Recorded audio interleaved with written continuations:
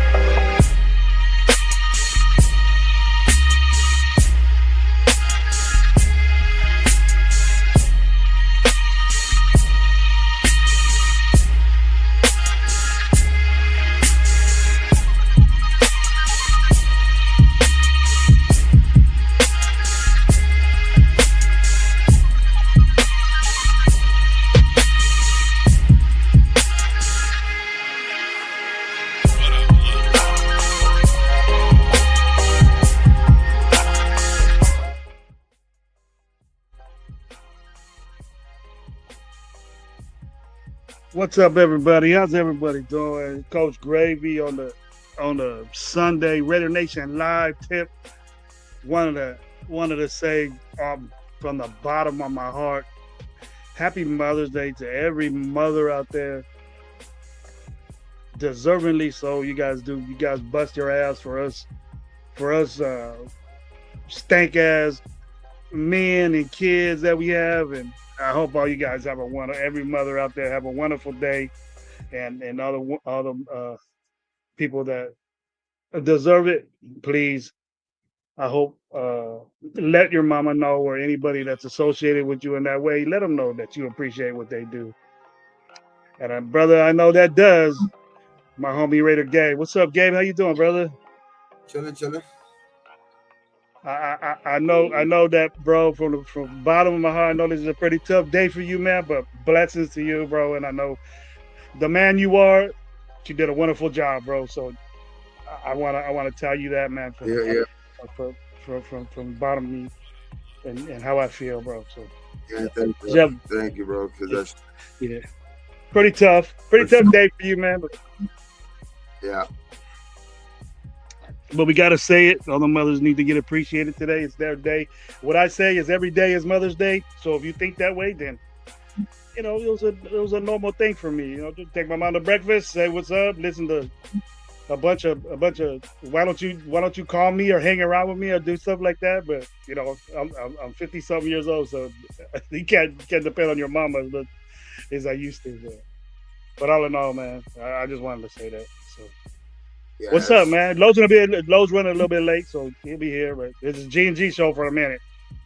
Yeah, but for the meantime, it's the G&G show. Now I'm just. It was cool today, though. At least got to show my wife and shit like that. So it's like that. So her, my son, and me just went out. We went to go get her some stuff she likes. We took her out to eat to her favorite place. It was like, just celebrating her. It is a tough one, especially because it's barely like first full year, not the first Mother's Day, but first full year, like after, So it's like, it's tough, but it's celebrating my wife, at least it just helps me get through it a little bit more. So, but, and happy Mother's Day to all the mothers out there. Just hopefully everybody's appreciating you guys for what you guys do. But from here, from Raider Nation, for sure, it's happy Mother's Day for sure. My mama, my wonderful wife, she takes care of everything around the household. She got me in check, so I took her out to eat too, and my daughter. That's all I have here in town, so I can do it. What's up, Myra? Happy Mother's Day, Myra. Shout out to you. Yeah, I was gonna get to the chat, man. You already indicated. First one in the house was Sacktown Raider, man. I don't say it. Sacktown Raider. Good to see you up on shows and getting out there, bro, and talking Raider ball, man. You got know you guys Huh? see that in the chat. Yeah, we'll get to that, Gabe. We'll get to go. Me and you were hollering at each other in our chat, on the Radio Nation live chat, or was it Holler Squad? I don't know which one it was. But we'll get let's get to the chat first, and then me and you they can get at our rant. We can start saying with that because we got me and Gabe got different views of this dude. But I don't think people understand what I really think. Sacktown Raider, Mike, what's up, man? I heard you're going to Bakersfield, man. Get with us, bro. Hang out with us, and we'll make it. It's gonna be a blessing to meet you. Trap God, what's going on, bro? My opinion, what's going on, bro? Jers, what's up, man? Senior podcast today, man. It was dope. You got a lot of people on there, man. You're getting out there. Roast Town, what's up, bro? We got One Dream Away podcast. He's coming from Jers, man. Thanks for watching us, bro. Yes, My sir. opinion, Roast. One Dream Away podcast. My opinion, Myra G, the tailgate queen. I don't know if you're going to Bakersfield, but if you do, you know what's up, girl. What's up, my dude? See y'all next weekend. She is gonna be there, Gabe. So that'll be dope right there. Cool, it's cool. Yeah, it's gonna be just probably me, my girl, and my son. So it's gonna be us That's three. cool. So we'll be there as a family. So we'll be there as a family for sure. Oh, you gotta take little man over there. You're great to meet him, bro. Tell him, hey, Gravy's gonna give you a little bit of money, man, so you can buy something over there, like a little. Oh, he's 14 now. He's like, get out of here. 15, 15. 15. He'll take the money though. You slip him a 20 and say, all right, let's go. Yeah. Oh yeah, Apple will take money. Yeah, because that's what I do that with fool- teenagers. he collects like those Transformers and all of that shit, those toys and shit like that. Bro, you see buy no that fool- toys, but I'll give him some money to get it. You see you see his room, and it's like that's the only reason I keep buying them for him sometimes, though, is because he takes so good care of them. Yeah, Keeps them in their not box, realizing. dusts them off, cleans them off, Realizing. and shit like that. So I know that's just going. It's almost like an investment type shit, dog, because all those toys are just gaining money. Bro, the toys that I wasted as a young kid, bro, that I messed up and wasted, dude, I would have if I kept them like the way your son does. Oh man, I'll be For real.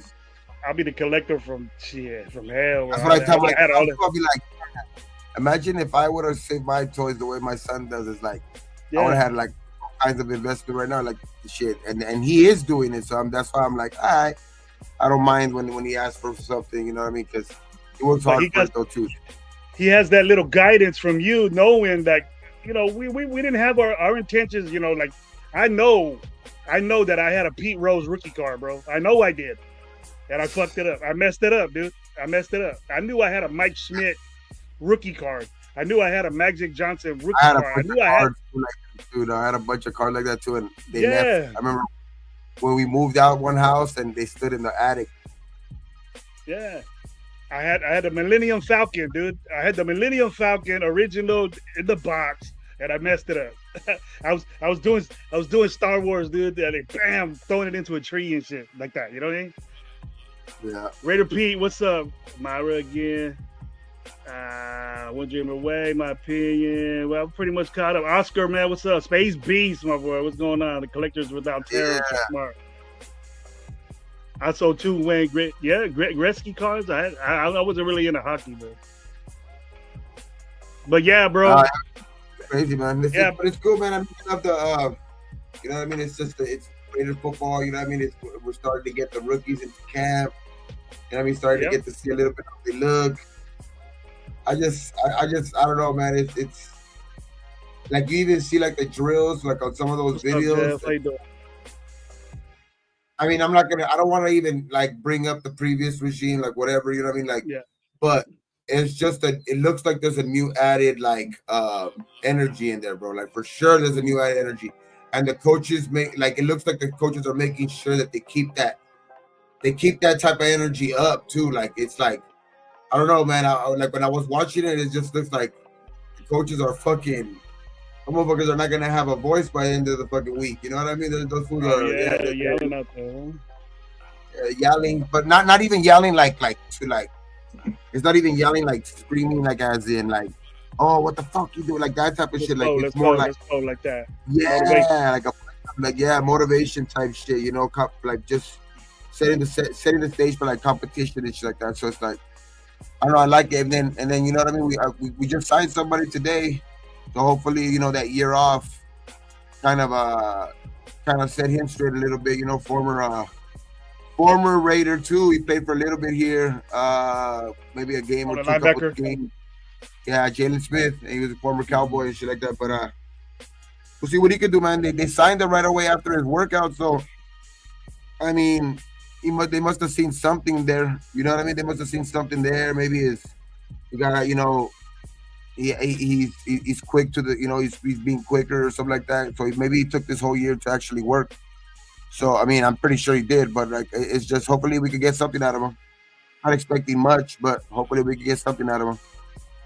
He didn't do much when he was here the first time, did he? I know. I remember him seeing him in one game, We were just but he so didn't. that I think we were just so thin at linebacker because we were like suffering some injuries. And then towards like the end, they ended up like when I think we got some guys back healthy a little bit after, they ended up releasing them right after too. So it's just more for like it was more just to like just to kind of fill in. But Mhm.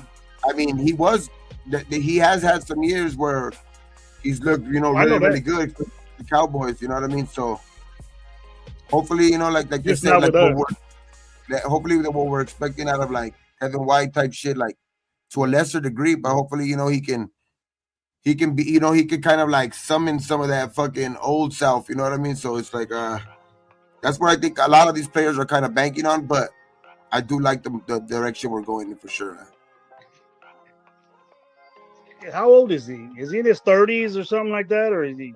You think you I know? don't even probably if anything, I think he's probably barely hitting his 30. Let me see.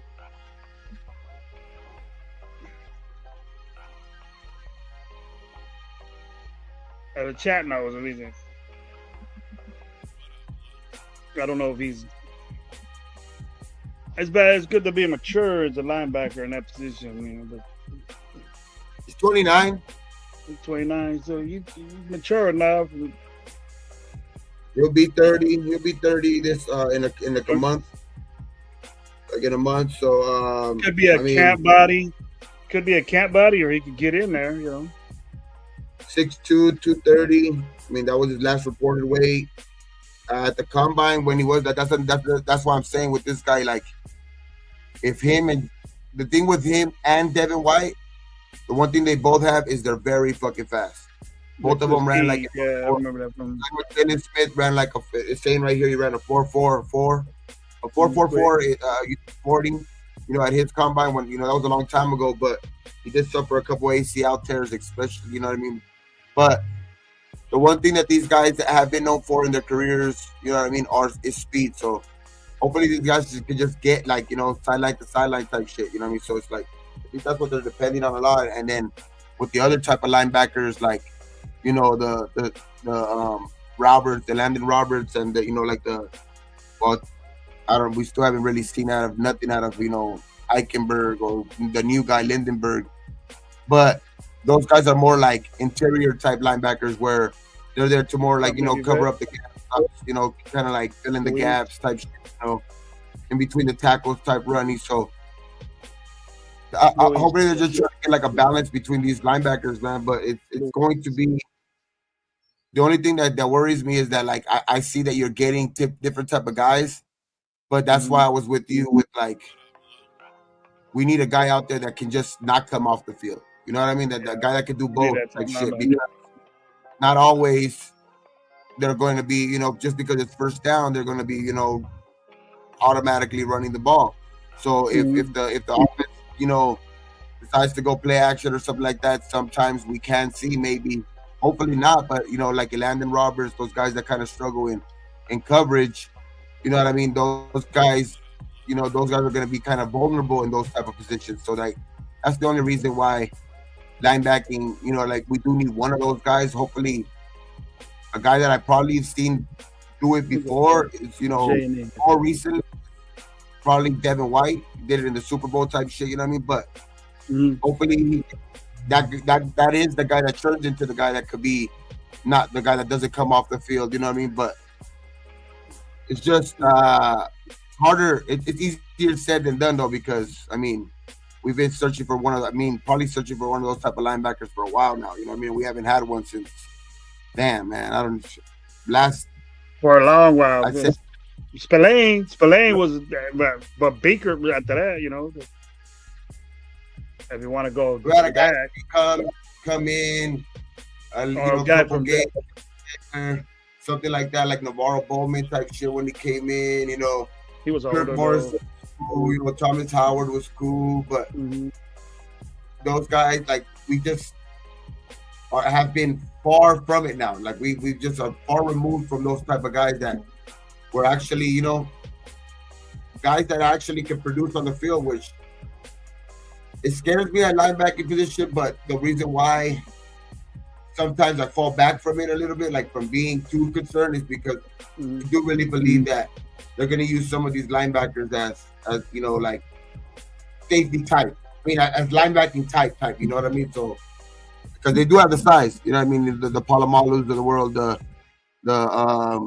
Chins of the world. So hopefully that those guys are are the guys that are called upon when they do have to come up and step up at linebacker. You know what I mean? Because I do have a feeling they are going to play a lot of two linebacker sets, but there's Yeah, going to be snaps out there where you're going to have to that's what I'm saying. The first, second downs were, or like third and shorts, those type of shit. You know what I mean? Where you're going to need actual three linebackers out there. I mean, Chin does have the size to be that guy, but you just don't want to have to you don't want to have to, because say they run play action on that third and short. You know what I mean? You want a safety to be able to cover over top. You know what I mean? Which I know we have two, but it's just always it's sometimes having the guy out of place is what ends up beating you. You know what I mean? So and that's why hopefully one of these guys can step up and be that linebacker though that Spillane was. but if we're in that type of situation, Gabe, that Landon Smith, as much as I didn't agree with it and you didn't agree with it at the beginning, was that Landon Robert? he's like a Landon Roberts, yeah. And I think Jalen Smith covers that because Jalen Smith could cover.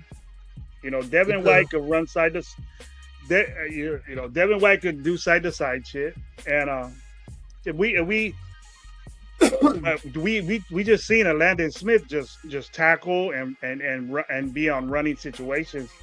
That not Oh really shit. a coverage Maybe I'm type gonna do guy. one with you.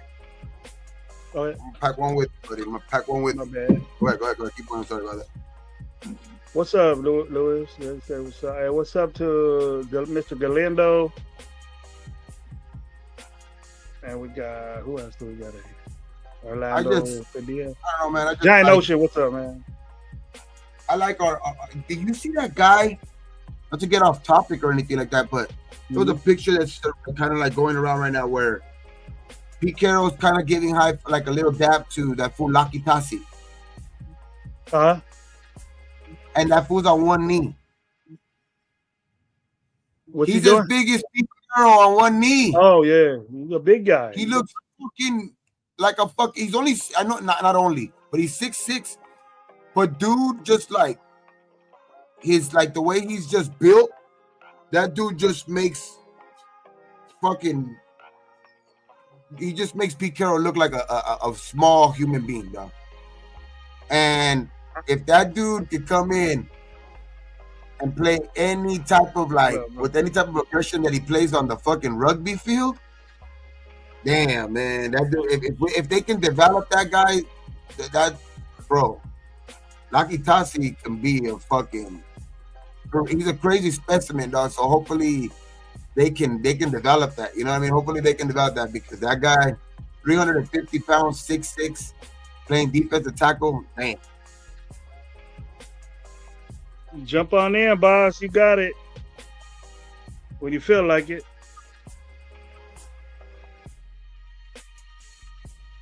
Let's see, Get everything right. Turn into a good NFL player. Good. I think guys that barely started transferring over, started kind of transitioning over. There hasn't been many. Whatever. I know there's been attempts, but I don't know, man. I think guys are getting a little bit more translated because the game's getting more introduced worldwide too. So I think it's before. I think it has to do with a little bit with the times too, because a lot of guys are being more familiar with the NFL game nowadays too than they were before, because it's being more globalized too. So a lot of guys are able to kind of like watch the game even more. You know what I mean? And you see how a lot of the NFL's already kind of expanded to Australia and over there. You know what I mean? And rugby's big Going over there to. in Australia and New Zealand. You know what I mean? So I mean the NFL's already kind of like try to globalize there. They've already been over there for years and testing the waters, kind of like doing their NFL program type shit out there in Australia because before they go into any of these countries like Germany or England or like Mexico and fucking now Australia, you know what I mean? They do a lot of NFL programs out in those countries before they go out there so they can kind of get the fan base up, you know what I mean, before the NFL actually goes out there and nobody even shows up. So they kind of like try to so you all kind of see like I don't know, man. I think rugby players are getting more exposed to the NFL game too now. So maybe that transitions to them being able to develop a little bit faster. But to answer your question, I've never really seen a guy excel to be like super good. I'm one guy is kind of like I'm kind of forgetting one guy's name, but I know there was one guy that actually kind of did get out to a roster and play some actually decent football. I forgot what team, but it's I'll look it up right now in a little bit. I'll get back to you guys, but I not many though. Not many rugby players have transition, but if anybody can, and for the position that they're trying to move them to defensive tackle, in the middle where you have gap responsibilities and all that shit, but you can't teach that type of size either. So Nobody gonna push I his don't know, ass man. around. Tell you that. If anything, he might be one of those guys that can maybe make that transition. What up to my boy Lone? What up, man? What up? What up? What up, everybody in What the up, chat, man? Lo? What up, What up? Lo? What's up, man? Myra G with the $2. Happy motherfucking birthday, Low and Gabe. My gets? We What are said my it gets? all over the air. Happy motherfucking birthday to Lo, man. Young man became Appreciate a you guys. younger man. Became a Yeah. younger man. I got a couple extra gray hairs over the weekend, over the last yeah. week. So you know what I mean. Feel more distinguished. Feel like Balls George dropped Clooney in twice. Ocean's 11. Your balls dropped twice. It's just manhood or what? Your balls dropped twice in your life. Yeah, My voice I got a little bit went more up bass to it, bro. You get a little bit more bass to it. Got that Barry White voice now. You're crazy. Shit, Carr is soft. What's Come up? on, Mike. Shout out everybody in the building, man. Salute to you guys, man. Hey, Hopefully he's everyone's having a messing good with weekend, you, bro. bro. He ain't messing with me. Lunatic. Leo, what's up, Jazz? Yeah, Cheeto in the I'm building, 401. Cheeto. He Shit, Derek, united. what up? What up? That gravy what? Oh shit, both Aaron Rodgers and Derek Carr retired this week. Damn, man. All right. Shit. Aaron Rodgers retired. What the fuck is Pittsburgh gonna do now? I told you guys. Pittsburgh. I'm not worried about Pittsburgh. Who'd they Rafa, get? what's up, bro? Salute. Shit, 20-piece boneless wing birthday wings on the way to Lowe's house. Shit. Now I need bone in. Come on now. Let's get this shit over with now. Me and Gabe was on the chat talking all this bullshit. What's up? Shit. Hey, shout out Cheetah Linus, bro. Like, okay, seeing fucking, Derek Carr retire, bro, it brought back some more memories, bro. And I see Gabe has his car jersey up back there now.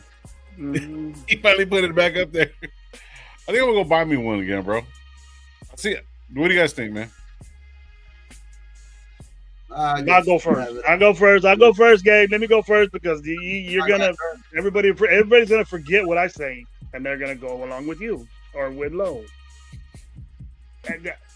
I never questioned Gabe, and I said this. I never questioned Derek Carr being a Raider, but if you really look, if you think that Derek Carr is all this and all that, the best quarterback we had, no, he wasn't.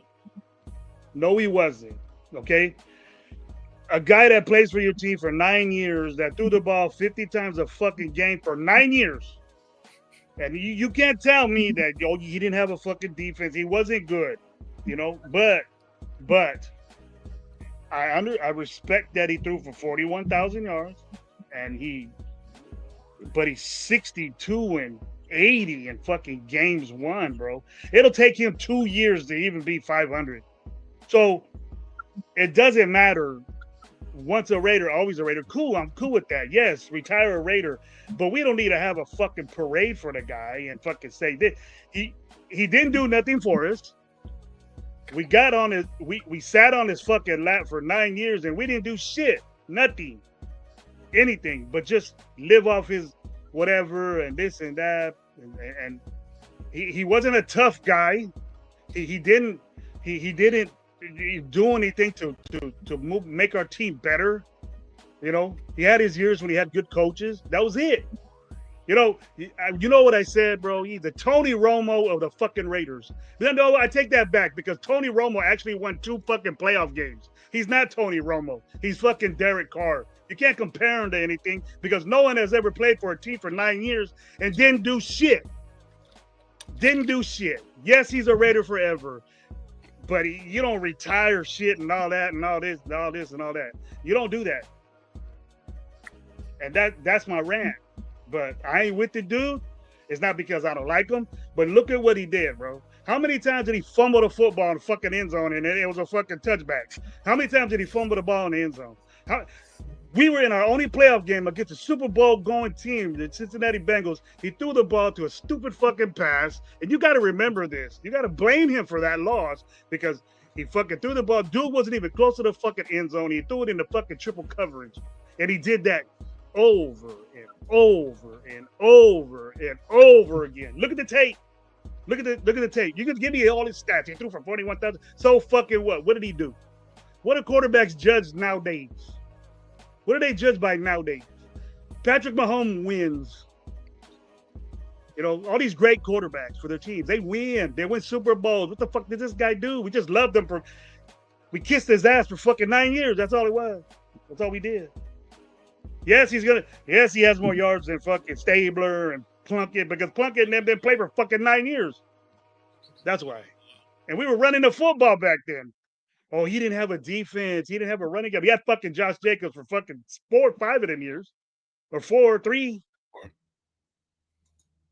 I don't know what the fuck to say anymore, man. I'm not going to argue with you that he's a Raider. But you can't fucking put this guy on a fucking quarterback pedestal for the Raiders.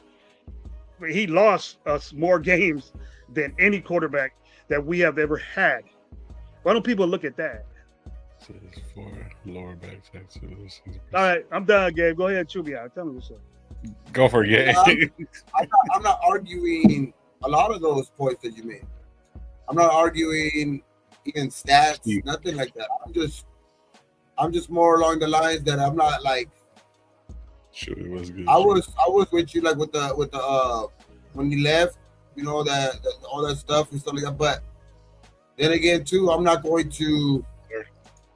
Like I've said this before with other players that kind of left during that regime too. It's like, bro, I don't the shit that with him and JMD.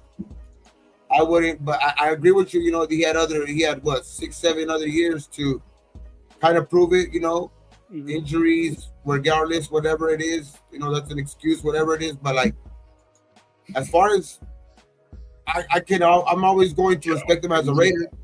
I'm always going to expect him as a Raider. I'm always going to use the line once a Raider and always a Raider for him. I'm never going to argue the fact that he's the best Raider quarterback, but I'm also not going to take this time when he's announcing his retirement and kind of shit on him either. You know what I mean? I'm responding to what people are saying, Gabe. I'm responding to what people are saying. I'm not. He deserves it. I'm sorry to bug you. I'm sorry. That's what I'm saying. Like, I'd rather just what people are saying to me. I'd rather just celebrate that he did give us 9 years. You know what I mean? He gave us some good times. Like, there was some fucking days there that, damn, bro, like, he was for a while considered one of the comeback guys in the NFL where he had the most time. For a while he was, you know, up there for most fourth quarter comebacks and all of that shit. So it's like he gave us good times. You know what I mean? And you know. And it's just that's all I really was arguing about yesterday too. I'm not arguing the stats. I'm not arguing the stats because, like you said, he never won a playoff game, and so I'm not gonna argue anything like that.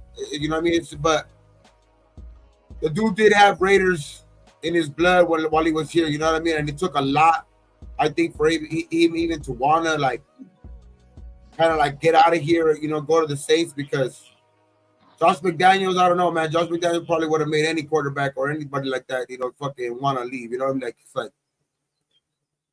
but like I said, it's not. It ain't stats or anything like that. It's just more that he wore the Raider uniform for 9 years. So I'm like, I'm just gonna give him his due. You know what I mean? Just give him his due. You know, put his jersey up. You know what I mean? Just hopefully he does sign a 1-day contract. You know what I mean? And he retires a Raider. You know what I mean? Because that brings it all full circle. Like I said, that's not gonna make me think that he's the best quarterback either. That's still not going to make me think he was the best quarterback, best Raider quarterback ever. But it's just at least I'll come full circle and be like, you know what? I always knew he was a Raider at heart. You know what I mean? He was just that's what he was. Yeah. When you're looking at his numbers overall, bro, like on some real shit, like he is Tony Romo, but he was our Tony Romo. Fuck that shit. And what do people think about Tony Romo? He was our Tony Romo. What do they think about Tony Romo? You ask Dallas fans what they think about Tony Romo, bro. He was our Tony Romo. Leave us alone. Let him be. You know, and he never had competition. He was never pushed, and we fell in love with the dude. I understand all that, but dude, you got to produce. You got to produce. Tony Romo of the Raiders, right there. I said it. Put it on a fucking shirt. I'll let you. But Tony Romo won 2 playoff games, bro. Out of all the time that Tony Romo played, he won 2 playoff games. So he did more than Derek Carr. Tony Romo. Though, if you come up with the Raiders Mount Rushmore, is Carr on it? Nah. Like, hey, Loon, shout out Loon, bro. That's a good question. No. Stabler? Not at all. Nah. Would have to be Stabler to me. Put Gannon in there. I mean, I would throw Gannon in there. Yeah, I would throw Jim Plunkett in there just because he did win 2 Super Bowl for us. So that's Daryl LaMonica, Ken Stabler, Woodson. Nah, no, I'm talking about quarterbacks. Quarterbacks. Plunkett. Oh, okay. Oh yeah, Plunkett. See, I mean, Daryl LaMonica, Stabler, Plunkett, and Rich Gannon. It's between LaMonica and I think the last spot for me would be between LaMonica and Carr. The dude won a Super Bowl. He won playoff games. It was Stabler won 1 and Jim Plunkett won 2. That's what I'm saying. Like playoff games. LaMonica won playoff games.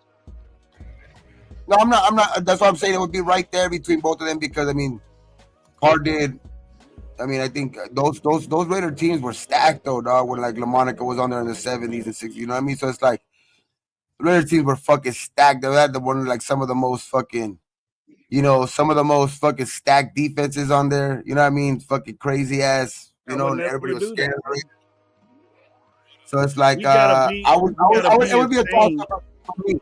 For me, it'd be a toss up. I agree with this list, but it would be just I probably would edge out a little bit LaMonica over Carr, but it's right there. They're right there for that last spot. You'll regret you said that one. So check this out. Ken Stabler was with the Raiders for 9 years as well, and he had the most wins as a Raider quarterback. The one thing the one thing. So I think if you really go by wins, because that's what we needed for, even with defenses and whatever, whatnot, for the 9 years that he was with the Raiders, he has 91 wins, most of any Raider. So that's number one, because we need wins, no matter quarterback. It doesn't matter, you know what I mean. But I wasn't trying to get on to that, but like, you know, everyone that you guys named already pretty much, out precedes him. And the only reason why they out precede him and stuff like that, the only thing about Derek Carr is that he has all the records. He has passing records, interception records, fumble records. He has every single record. So the biggest thing is that. But look at if you compare. You guys got to let me say what I gotta say. Let me say what I gotta say. Over there throwing the ball 50 fucking times a game. My 4th guy is Jimmy G. My bad. Yeah, there you go. Fuck no, Steady. Steady, bro. Against a Saints game. This motherfucking Derek Carr, the guy that we fucking love so much and fucking rub his ass all the time, couldn't get past the 50 against the Saints, and fucking Stidham took us a fucking 2 touchdowns and fucking got past the 50. Think about it, people. Take these motherfuckers off now. Take these motherfuckers off. Throw them in the fucking trash. Derek Carr wasn't. I'm putting LaMonica up there too, but I wouldn't say so far behind though either. You know what I mean? But it's like, I would put LaMonica up there too. Like they said, those were the years. Like I know Plunkett finished it off. I know Plunkett finished those seasons off, but LaMonica would get us there. So I mean, I'm sorry, Lo, my bad. Go ahead. No, you're good. Finish, bro. Finish. It's good. Look, this game is probably one of the hardest games to play in all the world, bro. Like you can say boxing is whatever, whatnot, because that's more one-on-one. Golf is more one-on-one, but for him to come in to have the fucking guy, look, you look at the history of Derek Carr, how he came in as a second-round pick over Lil Mac. You're trying to round. Matt Shaw was supposed to be our fucking starting quarterback. Matt Shaw actually took David Carr's fucking. Yeah, there was a recycle because Raiders are good for recycling or quarterbacks, right? You just seen it a couple of years back, but yet at the same time, he came in, played against in Seattle, and then put up 4 touchdowns in preseason. Everyone was losing their fucking shit over him, right? So he got named starter, bro, and he got thrown into something that he wasn't really ready for. Now, am I gonna say that he's the best Raider quarterback? There's no way. Now, during the time of me growing with the Raiders and me more loving the football and getting involved in more players, he was a big part of the Raiders, my Raiders history. You know what I'm saying? Now, am I like saying fuck him? Nah, bro. Like, all the injuries that he's gotten, you know what I mean? Yes, he's made bad plays and stuff like that. Nobody's fucking perfect. But I got a lot of respect for the kid to do what he had to do as a man coming from Fresno State. Well, played in Fresno State. Did you know that he never got recruited to Fresno State? He had called up Pat Hill, and then he had a conversation, and then he ended up coming to Fresno State, which was cool because I used to see him in college. Fresno State when he was in the 8th grade, bro. Right. I understand that, but the thing is, it's a little nostalgic for me, and I'm not like sitting there saying that he's the best because I know for sure by the numbers and by the way the Raiders have played with him. No, he's not. Now, am I going to go all Wi-Fi Willie and change my fucking jersey just to fucking the Saints and retire my shit? Fuck no. For the guy, but I do got to give him respect. He was there for a long time, and every one of us rocked the Carr jersey. I don't care if you liked him or not. But, I mean, just shout out to the dude, man. I think he should get the one day and actually get his fucking, him retire as a Raider. That's pretty much the only thing I'm saying. I'm not going to argue about shit that I can't change. You know what I'm saying? That motherfucker played 11 years in the fucking league that all of us wish that we could play in, and he played one of the hardest positions, bro. So, you know what I mean? And to be honest with you, at one point, we all had his back. We all had his back. They call that the hardest position in sports, not one of. They call that the hardest position in sports. Well, the hardest position. And I'm not going to turn around and just give them that because teams and this, that, and the third, man, it is what it is. It's already over with. He retired. It's a fucking wrap. Now, you look at it and he's already, he was going to have the surgery, probably get half of the $40 million that they fucking owe him, whatever, whatnot. He's going to retire and he's going to go do his thing with his family, which is cool. There's nothing wrong with that. There's nothing wrong with somebody. You see somebody that you thought were going to be good and then they really didn't do good and then you're not hating on the dude. Motherfucker played a hard ass sport. It's a hard fucking sport. This sport is not easy. We can turn around and say, "Oh, well, if he just did this and did." No, man, it's fucking hard. Gravy. Every player goes through a fucking slump. I don't care who the fuck you are. Now, this guy went through a major slump, bro. A major. Okay, you know what, Lo? Let me. I understand what you're saying. Gabe, you know me, dude. I was with fucking Derek Carr, bro. I was with them. Yeah. I'm not. But what popped for me is that we weren't doing shit with the dude. Well, I understand. He's a leading comeback guy in fucking football. Why were we in them fucking situations from the get? Why were we in the comeback situations from the get? Because he wasn't doing nothing. He wasn't doing nothing. And then it wasn't a touchdown from Derek Carr. It was to get to the fucking 40 and let Carlson or Sebastian Janikowski kick a fucking field goal. And he gets fucking for it. bullshit. You can't tell me that. Well, I That mean, is, there's no, he is also one guy of 21 other starters too. Like that's why I'm That is saying too. true. Like a lot of those times, I understand I that. mean- I understand that. I'm not rejecting him being a Raider and going into something. You know, being a retiring a Raider. I'm never gonna We're gonna jack off to that. We're gonna jack off because he's a fucking Raider now. whoa, whoa, Look whoa, up whoa, the whoa, stage, whoa. No one touches That's what they're that. doing. I'm never gonna argue the fact that he's the best ever Raider or all that shit. Nothing like that. Neither am I. My thing is I'm not just dis- I'm my not mind. disrespecting the guy. I'm not doing My that. thing is just I know what he saying- did, but he did win games, dude. What's the most important fucking thing to do is win fucking football games. Yeah, He I don't didn't do put it. that all on him either, though. I put that on the organization more Yeah. because the I'm not organization gonna was support so a guy and say he's fucking dope when he didn't do shit to make us win football games. the organization Okay. was also a shit show, dog. Like literally, we were changing coaches every other year. How many offensive coordinators was he, changing? Like every Pull other the year. fucking Cito, bro. Pull the fucking Cito for Derek Carr. How many quarterbacks go through that in their fucking lifetime, Gabe? And now just he's Not many. special. Not many He's successful fucking ones. special? Not many. I don't think you can Good name. quarterback to fucking over pursue that. Fuck who's teaching me how to fucking. No, I don't think you can name any quarterback.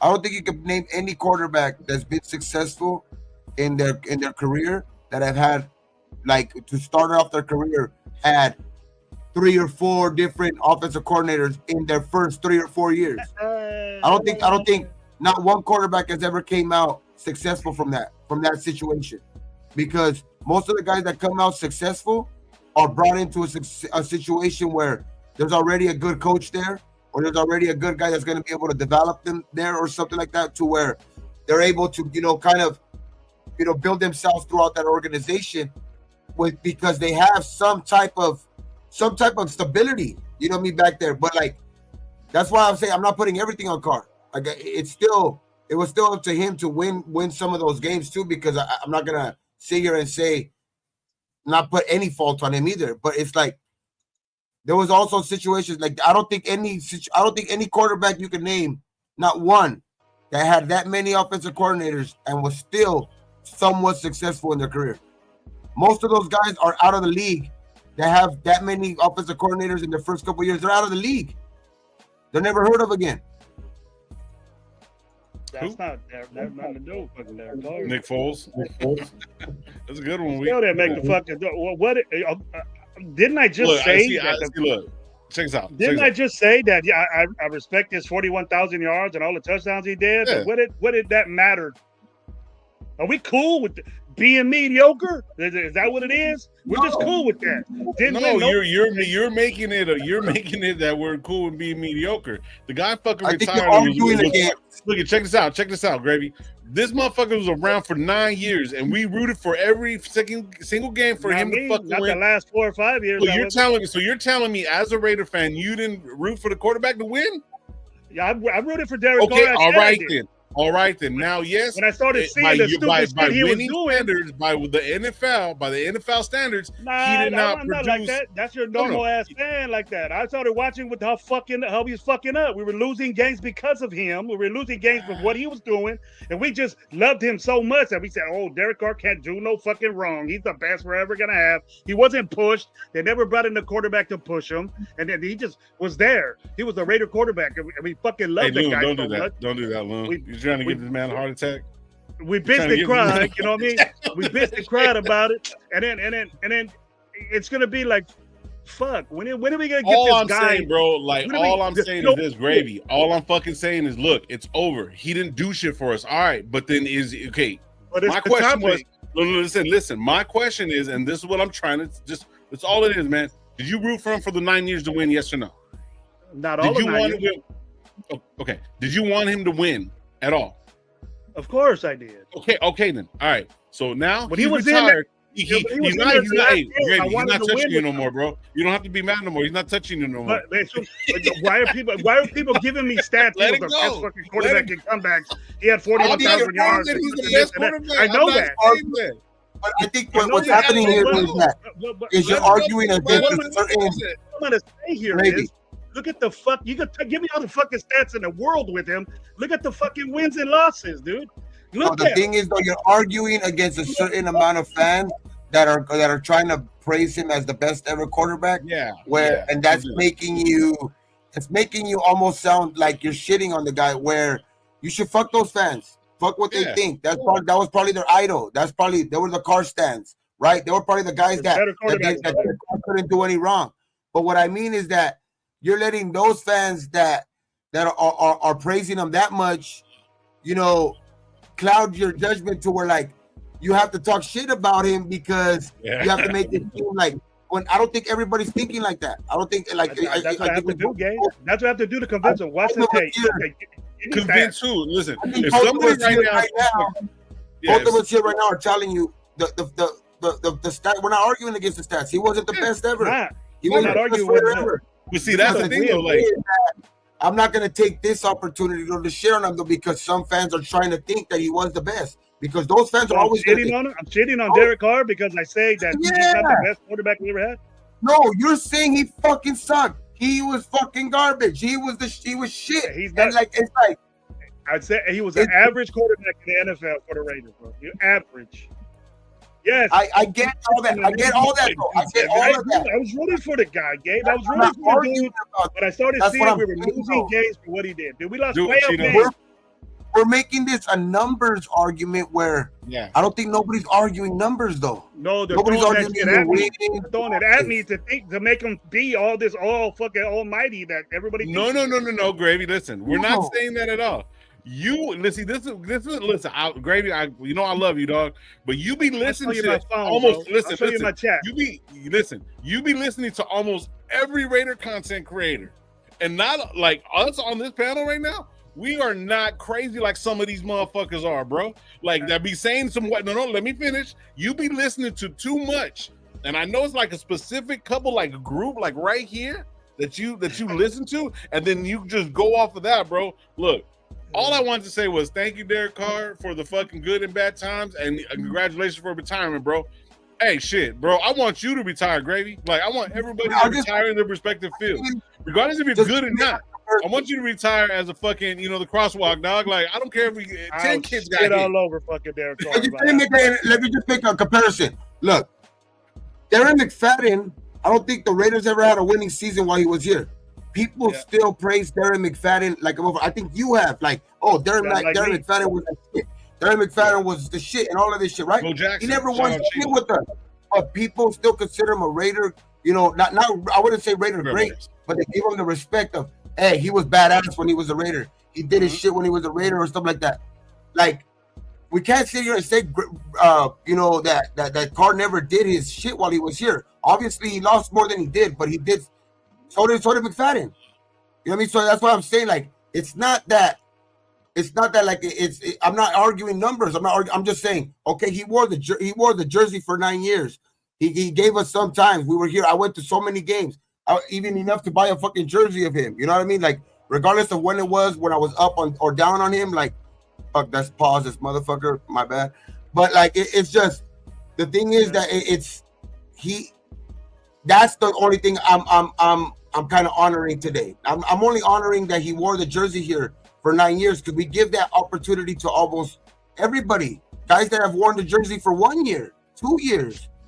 I mean, it's like, we give them that at least that day that they retire, or that week or whatever, like even him. I think he even already he already knows that he's going to retire a Raider and everything. Like, I think because his first post on Instagram is something, with the Raiders in the background. Picture with the Raiders in the background. I'm not saying he shouldn't retire as a Raider, bro. I understand that. I respect that. Okay. The best quarterback we ever had, or this shit, is what I have a problem with. You know what I mean? The people that get at me and tell me he was the best thing we had with the fucking 62 and 95 fucking record. And we didn't win football games with him, and he did a lot of bad shit. But if you're the type person to just neglect what he did bad and appreciate what he did good, I understand that. I understand all the stats, Gabe, and that's what's getting thrown in the chat. He did this, he did that, he did this, he did that. But also all the negative things for the Raiders as far as passing and all that shit, interceptions, he leads at that too. So I'm not just concentrating on that, but just look. No, but what I mean is that like I think we've harped on that. I think we've harped on that for years. You know what I mean? Like I think we've harped on the fact that. No, what I mean, no, and I'm saying, be appreciated, bro. He deserves to be appreciated. No, I get that he deserves, to be criticized and all of that shit. I get all of that shit. We have criticized him the last 2 years. The last year that he was here, we criticized him to the fucking wheels fall off. You know what I mean? Obviously, like literally, we criticized him until the wheels fall off until he left. You know what I mean? We criticized him after he left. So it's like that's why I'm saying like we've talked enough shit about how bad he was when he was here when he did fuck up. That's why I'm saying I wouldn't take this opportunity to like harp on that. I would just be like, this is the day that he's retired. I'll bring that probably back up, in the future where, you know what I mean, this is all like past us and people are bringing up quarterbacks or something like that and they bring up Carr. I'm probably going to be the first one to be like, fuck, he was mediocre while he was here and all of that shit. I probably would be the first one in the future to be some of that shit. But I mean is, let's keep it above. I wouldn't take this opportunity to do it because like we've harped on it for the last 2 years to the point where I'm like, let the fans that think that he's the best ever, let them think that. Yeah. I'm just gonna be like, I'm gonna pay my respects to him too, not for the best ever quarterback as a Raider, but just as being a Raider, to being part of this franchise. Come on, Luke. Matthew Stafford was the reason why they fucking won the Super Bowl, and fucking Arnold, yeah. What did they do until they got Stafford? What were the Rams until they got Stafford? Took them over the top. When is Carr done? I don't look, golf. Look, bro, I don't want to sit here. That if I would have remembered what I was gonna do something, I'm old, man, and I forget a lot of shit. Lowe knows that, Gabe knows that. I forget a bunch of shit that I'm really supposed to do. I was gonna invite my boy Cash Lord over here, and he would be the one that could break it down for all the stat beefs that are throwing me shit right now. They'd say, hey, tell me what's up. Why did this? But he's not here, and I can't talk for him. But hey, I forgot to send him the link. But hey, check this out. At the end of the day, I'm gonna respect that the dude is retired a Raider. That's just another one. That's just another Raider quarterback that's gonna be deservingly so to be once a Raider, always a Raider. I don't argue that. Yeah. But the praise and the pedestal that we put this guy to this day is out of whack, way out of whack. Well, let's keep it. Let's keep it 100. The Kardashian shit back in here. I am not praising this guy at all. I'm not putting him on a pedestal. All right. I do agree that he does have all these fucking records, but he has all the bad ones too. Yes. You know what I'm saying? So it's like, you know what I mean? He almost lost to every single fucking team in the NFL. You know what I mean? All these different things, right? But yet at the same time, watching him in college, seeing him on the Raiders when I was sitting back and I was in an earshot away because I was taking care of some shit, and then he got drafted. I was like, oh shit, this is just crazy. Like, you know what I mean? So there is, for me, there is a kind of like a tie there. It's just crazy, Fresno State, the whole tie to it, right? And I did. Me too. And then after 2016, bro, like it was really hard to watch him. But I was like, one more year. You know what I'm saying? I think it's what it is with Gravy is that he let him down because he was from. That's what it is. He let him down. That's the way I am, Gabe. That you said it, bro. You said it. Yeah, that you let me down. Fuck you. Yeah. I think that's what it is. It wasn't money. It wasn't that. It was just football, bro. I expected so much from you. I expected so much from you, and you didn't come through. That says a lot, though, about why you're arguing so passionately today. Of course, that speaks a lot to that. I get it, though. Like the only say like shit. I would even be like, next week we could even have a whole fucking show about what did actually Carr do while he was here. But that's why I'm saying like I just wouldn't take this opportunity to do it. Like fuck all the people that are saying he's the best right now. Like we know that he wasn't. We know that he wasn't. But like I'm just gonna take this day or these next couple of days and that he retired and be like, hey, you know what? I'll just applaud a little bit. Applaud a little bit and be like, hey, dog, good career. Good career. At least you because there's not a lot of quarterbacks that could even last for 9 years. I know. I understand your argument about he lost and all of that shit, but there's not many quarterbacks that can fucking last not even 9 years in the league. You know what I mean? So it's like I think the average career for a fucking football player is a little bit more than 2 years. So it's like, I'll just applaud that. Just applaud that shit and then be like, next week we can talk about all the fucking dumb shit that he did, all of that shit. You know what I mean? But me, I was more along the lines of telling him thank you. All I was saying gonna say is thank you, man. Thank you for the good and bad time. I'll say thank you, Derek Carr, for what you did, but fuck you. That's all I'll say. You didn't win shit. Thank you. Thank you for all that. Thank you for all that heartache. Thank you for all that not coming through. Derek Carr, if you're watching, bro, Gravy will still get your signature and he would be polite. I got your autograph. If you're at the kickoff in Bakersfield in the 17th, bro, Gravy will sign something for you, Carr. Don't trip. I'll give you my autograph. Fuck you. Yeah, he's gonna be in Bakers. He's from Bakersfield.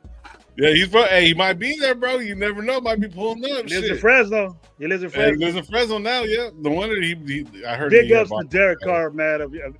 Big ups to Derek Carr if you live in Fresno, bro. He's not super big. Thank you, but fuck you. He's not super big.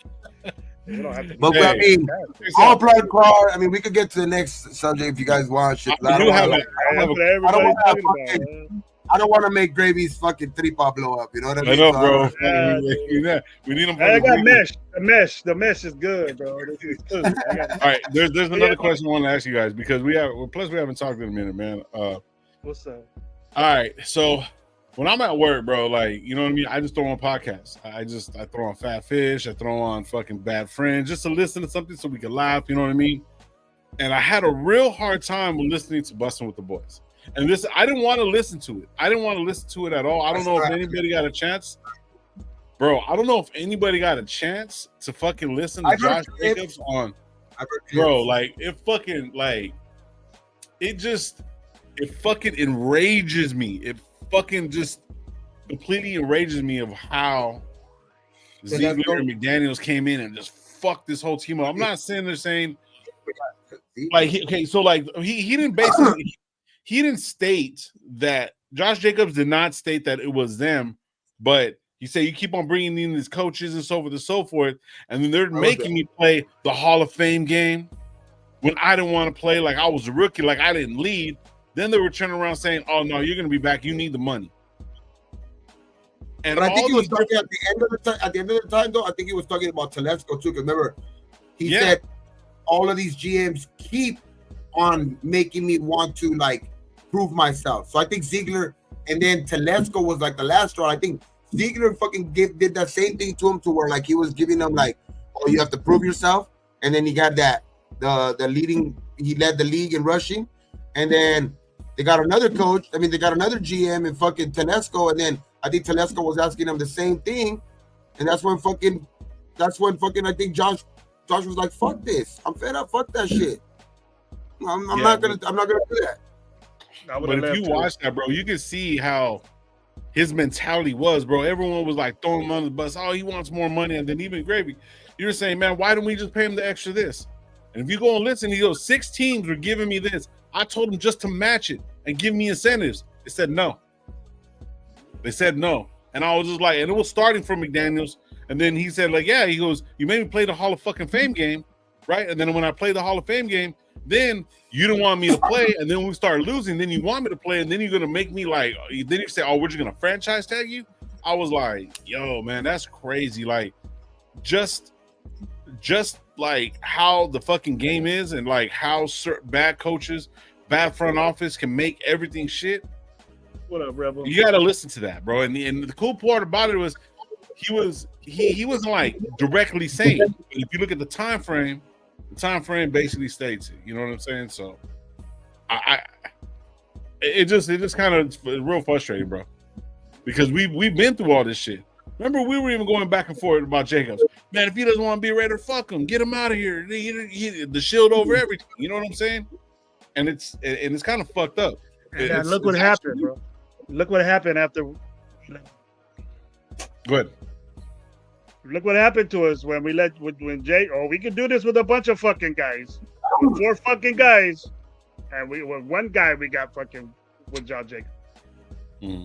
I'm gonna fucking pop my tripa fucking again, dude, talking about fucking Josh Jacobs. This is worse. Talking about that to me is worse than fucking talking about Carr. Because I seen that shit. What can we talk about? This is the only thing. I mean, they're at mini camp right now. They look good in fucking basketball shorts running around on the fucking field. They're not really doing anything. You know what I'm saying? We're not seeing anything. There's I'm just saying these are recent things that came out that these are part of our franchise, no matter what, our history.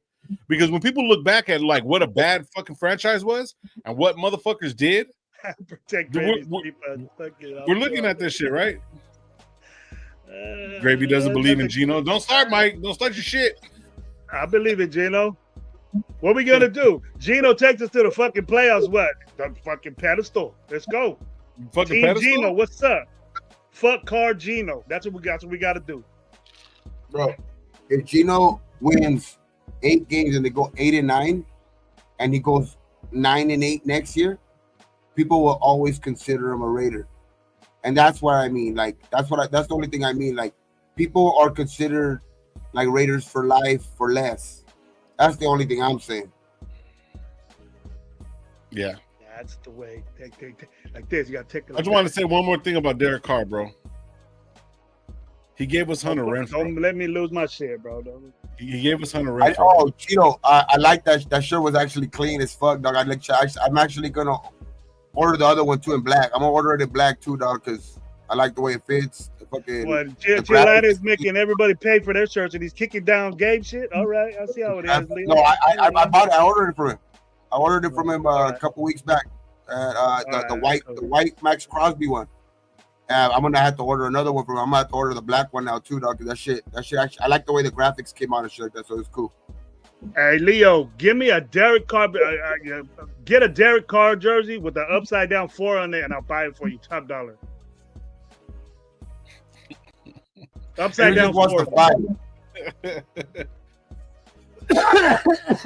You don't got my idea right there. I gave you my idea for all the Carr people that are in real life here thinking that Carr is a super god here. So dial it down. Whole first hour was on Carr practically. Whole first hour was on Carr practically. Yeah. Upside down 4. Upside down 4 like this. Easy. What's up, SoCal? What's up? Yeah. So no, man, that's my take on it, bro. You guys know I was gonna say that. You guys know I was gonna say that. Of course. Yeah. I'm excited for Gino, bro. I'm excited for Gino. I wish it would have been like. I wish it would have been like, hey, Carl, it would have made me happy and be like, Gravy's moving on, dog. Gravy's finally had a fucking mind change, dog. Like he's more humble, like he's more he ain't as gangsta as he was. He ain't as ruthless as he once was. Dog. Like I thought the new liver was going to fucking make him. I thought maybe the food that he got the liver from was just as mean as him, dog. He didn't like Carr either, bro. I make sure I put that in the fucking requirements. The fucking Derek Carr hater. I thought he was gonna be Carr. Good job, dog. I didn't think he was gonna say anything good. I never thought he was gonna say anything good, but I thought he was just gonna be like, "Hey, Carr, thank you, dog. Thank you for being a Raider. That's it." You know what I mean? But he said, "You don't fulfill his ass." Just fucking toss his ass out. Posted that shit. I posted that he retired in the chat, and he was like, "Fuck this! Who the fuck posted this shit?" Dude, I was getting. Fucking breaking cameras and shit. I was getting it deep. Leave him alone, Gravy. They were telling me to leave the fool alone. Please leave him alone. Fuck that. Dude. FBA. Hashtag fuck I'm not going to Gino until the producers. I'm not. With the negative with our roster, I just don't want to hear no hype shit. FBA. Hey, next week, man. Next week. We got to ride the dude. We got to ride on the dude's back. We got to ride on Gino's back. We got more than 70. We've had like almost 80 in the chat, dog. Like if you guys are listening, whatever it is, man. You guys can make your guys' way down to Bakersfield next week. Make your way down there, man. We're gonna be there in full effect. You know what I mean? So yeah, man, just make sure you guys head on down there, get your tickets. I mean, to the so it's gonna be nice, man. It's gonna be a cool event. I know that they moved it to an indoor facility with AC. They moved it to an indoor facility with AC. I was gonna send you the stuff. Yeah. Oh shit! I thought I seen Morley saying something like that, and I was like, "Oh shit!" I seen what's his name, the Full Raider Crusader, his page. He posted it. Renzo? Yeah, Lorenzo, he posted it, and he showed the building and where it was at and shit like that. It's a big ass building, but it's AC. I guess it has AC and all of that shit. So I think he did it for that reason too. I guess because he said that it was already like, I guess that day when he filmed it, it was already like 99 degrees or 100 degrees in Bakersfield.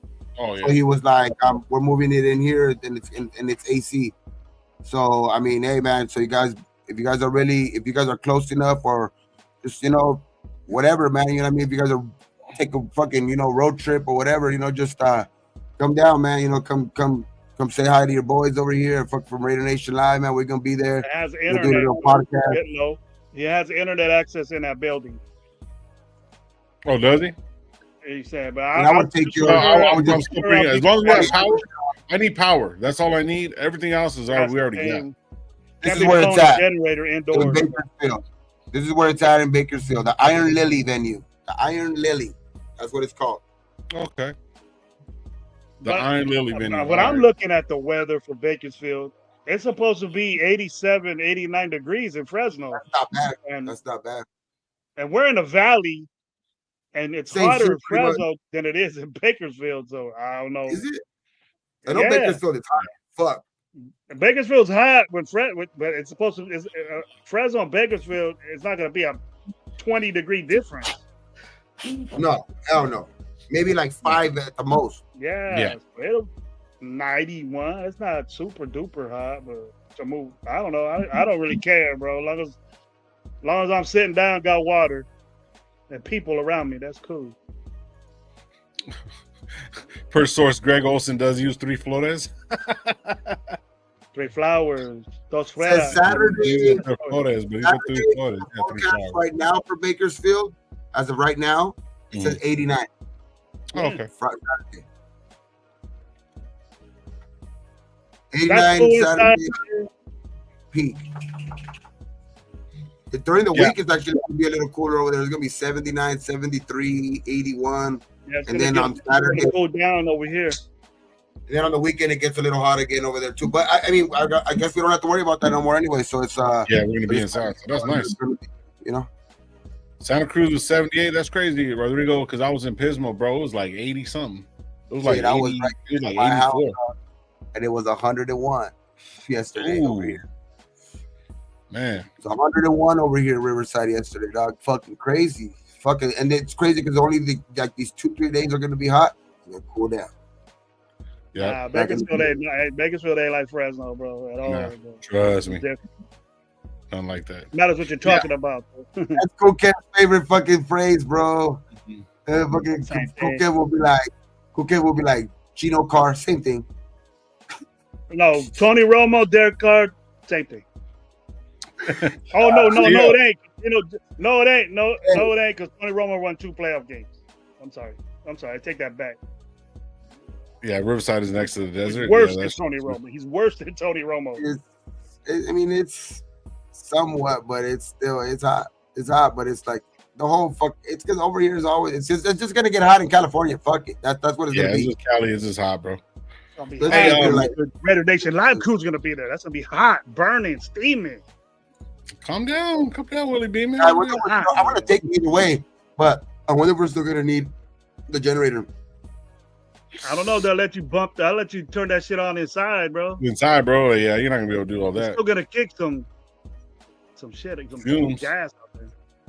No, because I mean, I have long ass extension cords too. So we're like, if they have a door there, I could put it, outside of the door, and then just, run the extension cords only. You know what I mean? I don't know. We don't know what content creators are going to be there. We might be the only one. I know 805 of them are going. I don't know if they're going to go live, but you got to see how many outlets they got. Probably fucking have so many outlets in there. That is true too. That fucking gut cause the fire and shit. Something. Well, I mean, know that's happened, but I'm gonna just get my shit and be gone. I'll be running the Lowe's truck. Tell you that. Hey, do you know? Well, we'll see how it all works out, man. Hopefully, we get a little bit more information, and we will be going live during the week because, we got to plan out Wednesday. Wednesday is kickoff, bro. Like that's when we're gonna start getting our fucking tickets for the game. We'll have a show Wednesday. We'll get a show Wednesday. We're gonna have a show Wednesday special release. Yep. So it's about to be crazy. What do you guys think about Jaden Smith coming back?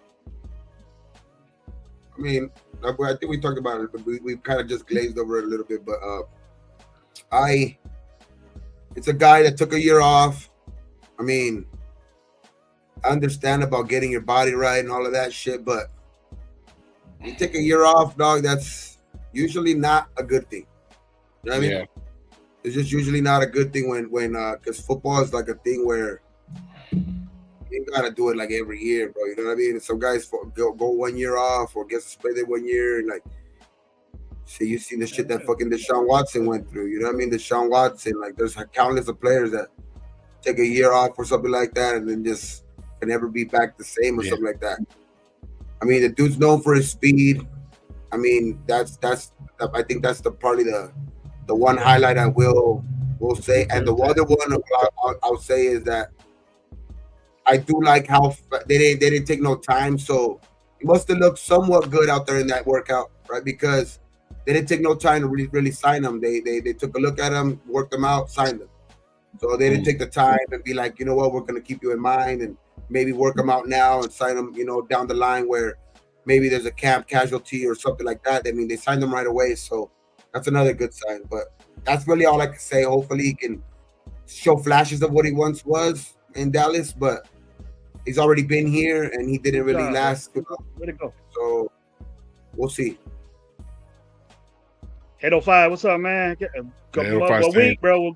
Staying overnight at Bakersfield after the party at the Clarion Hotel. Bar opens at 2 a.m. Oh shit, y'all motherfuckers gonna get it in, huh?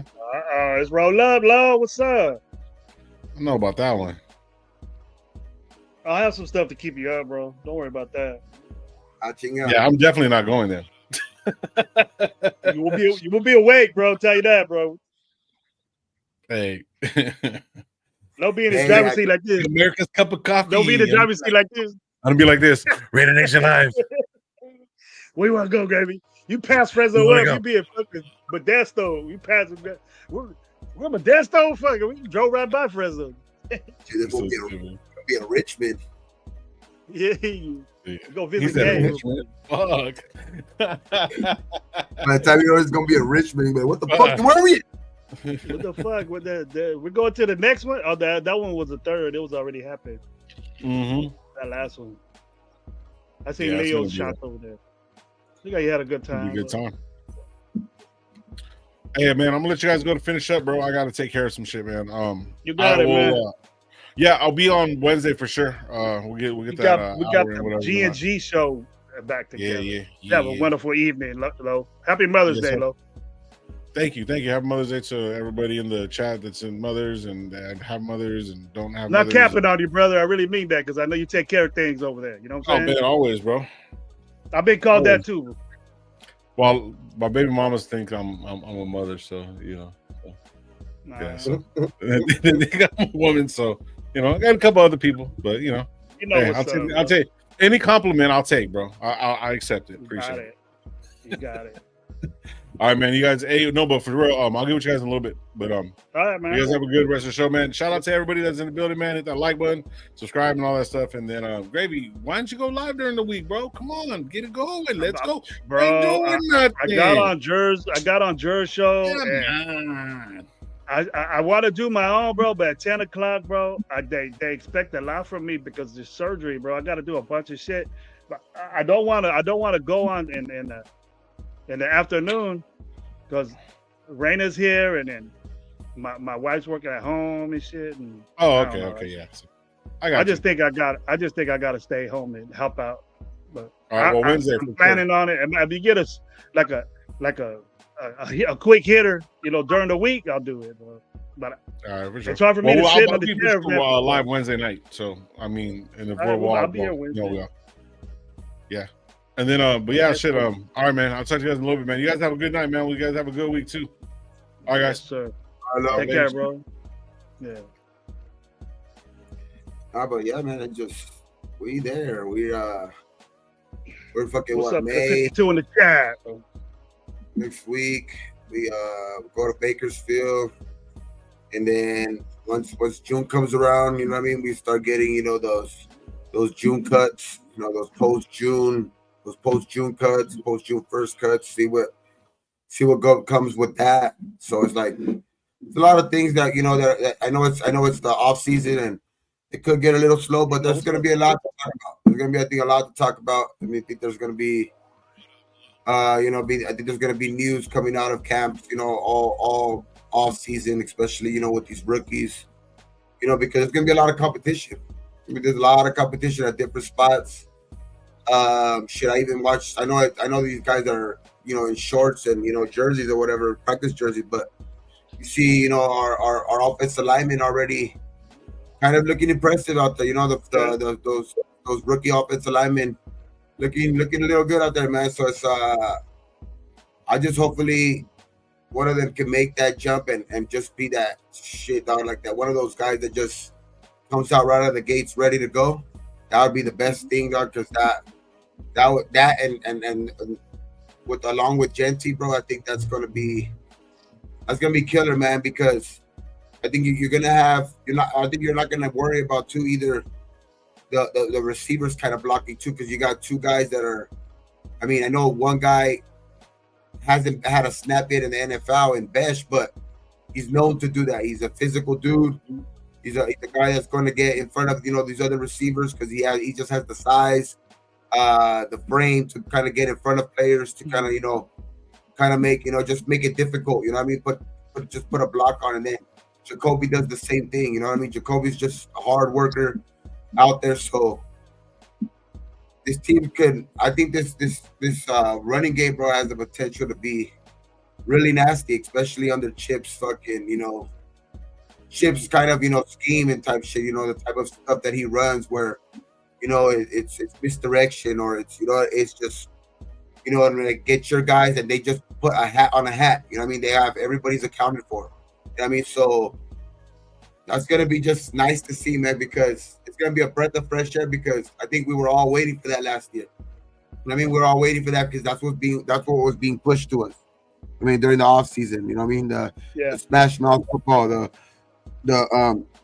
running up the gut. So it's going to be like, it's just going to be really fucking, like satisfying to see. It's going to be really satisfying to see that because I don't think that it's going to be anywhere near last year. I think that the Genty signing is going to make the biggest difference. But I think the offensive line got better. The offensive line got better throughout. The offensive line got better throughout last year, and they added. So I think we're going to be a lot better in that aspect of the game. Now the running game is going to be. I think it's going to be really good, bro. Gabe, if these two offensive linemen we got hit and they produce and they're in the mixed rotation that we're doing, but they're set in the offensive line, and if these guys make the adjustment to the pro level and pop, that's gonna be great news for us, bro. That's a great news, great impact on our running game. I'm not gonna sit here and say that they have to, but one of them needs to make an impact. I don't know if it's going to be the tackle. I don't know if it's going to be the guy switching the guard, but one of them. Caleb Rogers is the one that's switching the guard. Charles Grant's the one that's the tackle. Yeah. He might have a tougher issue because of maybe he might push Glaze. He might push Glaze to start. I think he will have the harder. I think he will have the harder road to starting, but. Like you say, yeah, he can show out and just be that guy, you know what I mean? Because you can't deny talent. And I think that's one thing with Pete, especially because this is their pick. Like, if that guy's showing anywhere near Glaze's, Glaze's type of, work ethic in preseason or like all that stuff, bro, like just don't be surprised, like, because this is their picks. I mean, these are their picks. So like I do really think that probably Caleb Rogers has a better chance of getting in there quicker because there is talk about, the Parham thing, that he's too small, he's undersized, and they really do need help at guard. So I think that he has a better chance, like you say, to get in there quicker. But I don't know, man. Charles Grant's gonna make it difficult too, though, because I see that guy being a really good tackle, man. Like, and who knows, man? Who just like. I think this offensive line is going to be really, really improved, bro, especially because JPJ, I think he's going to be the captain of that. I know Colton's there and he's a veteran of that shit, but you know how it is when you're the center. You're the center. You're a lot of the times looked as the captain of the offensive line because you run everything. You got to know almost everything that the quarterback does. You know what I mean? Mm-hmm. So it's like JPJ. That dude just gives me the vibe of like he just wants to play fucking football and be great at center. He wants to be a great center. Hey, did you see him when he met Aston Genty, bro? He goes like this to him. He went like this. He said like this. It's gonna live, fool. Let's go. Like that. That was dope, man. I like that shit. I like when my kids do that shit, bro. I'm your center, and the way he fucking introduced himself, I'm your center. Like he said that. He told. Yeah, I'm your center. Yeah, you know what I mean? So it's like that's why I like JPJ, man. I like his attitude. Shit, you guys know, like I was saying before last year's draft in the fucking pre-draft, like I hope we get this guy. I hope we fucking get this guy because I was always talking shit about Andre James. I didn't know why we signed him. I didn't know why we had given him that extension, and people were kind of like trying to convince me that he played decent for a center compared to other centers around the league and all of that shit. But I didn't want to compare him to centers around the league. I wanted to compare him to what I was looking at on the field. You know what I mean? So it's like, and I think the coaching staff this year kind of solidified that for me. You know what I mean? Kind of solidified that I was looking at what these guys are looking at. Like I thought James was an undersized center. I thought James was slow. I thought he was weaker for the position because he would just get punked by these nose guards, these nose tackles. You know what I mean? So it's like, and JPJ is not that guy. JPJ is a fucking gritty dude. Like he's going, like maybe you might be stronger than him, but that dude's going to, his dirtiness might fucking be the equalizer. Like, or like not dirtiness. I don't want to say dirtiness either. I just want to say that borderline edginess. You know what I mean? Like he plays to the whistle. Like this will be flying over piles and trying to get that last second block. You know what I mean? So JPJ for me, like shit. You can't. Anybody that wants to argue it, I'm not going to argue with you. The Bowers, I fucking love Bowers too. Bowers is awesome. I mean, I have his jersey, but JPJ was the most important pick I think from last year. I wouldn't say the best because I think JPJ is right. I mean, I think Bowers is right there, but the most important pick I think was JPJ because I think he's going to be here I think both of them are going to be here for years, but have that guy being your center, especially when you just drafted Genty too, that's going to pay dividends. Combo. It's a good combo. Yeah. What happens? Bro, so what's up, man? Sub to all the channel, bro. Sub to Raider Gang 420, Coach Gravy, and what up, Low, man? Raider Nation Live as a whole. Sub to us, man. See what's going on with us. But he has a question. Okay, what happens when they stop the run? We have no quarterback. I'm cool with Gino. I see that you're not cool with Gino. And I think Gino's gonna have a good year. Gino has never done nothing wrong where he played. He had a bad season last year, but he's adequate for what we're doing. He's been so accurate though that teams can't do this what they were doing to us last year with Minshew and AOC.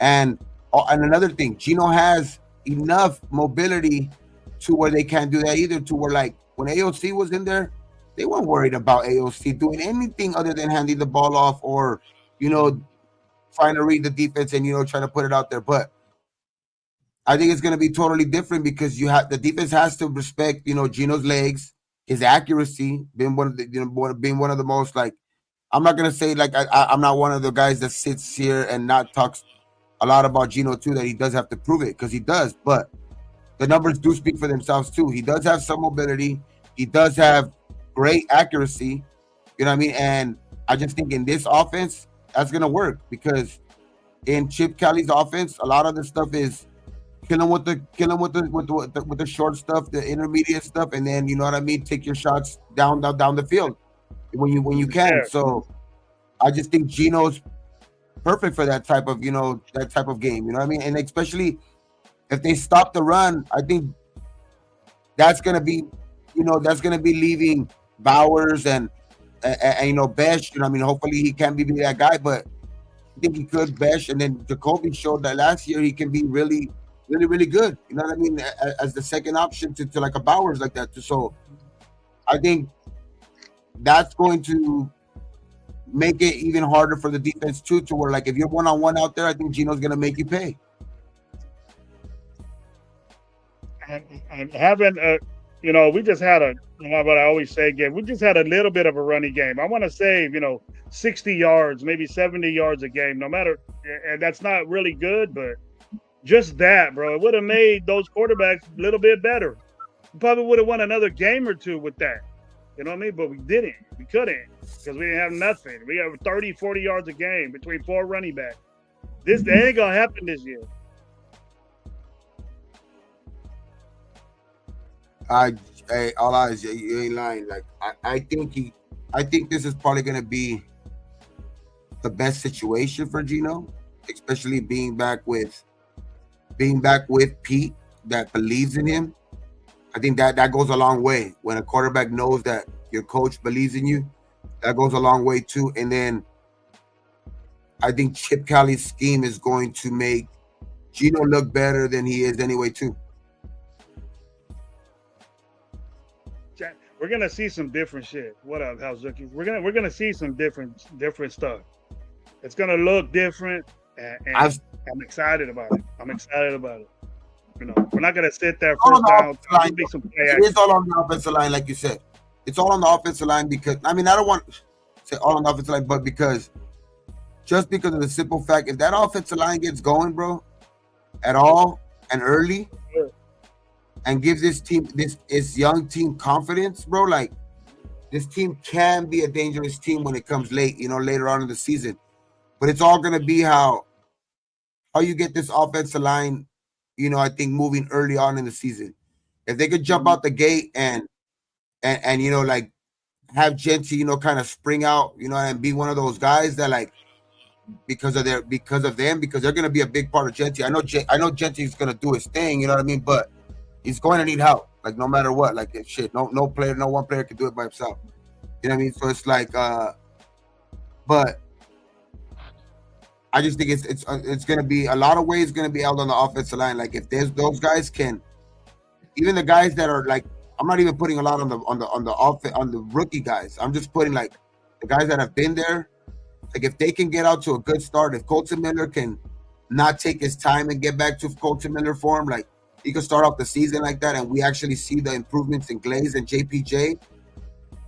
I think that's going to be big time for the start of our season.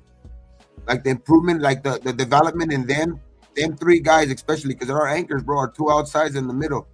I mean, if those guys show that they're ready, like and then especially with Genty back there, I think our team could get off.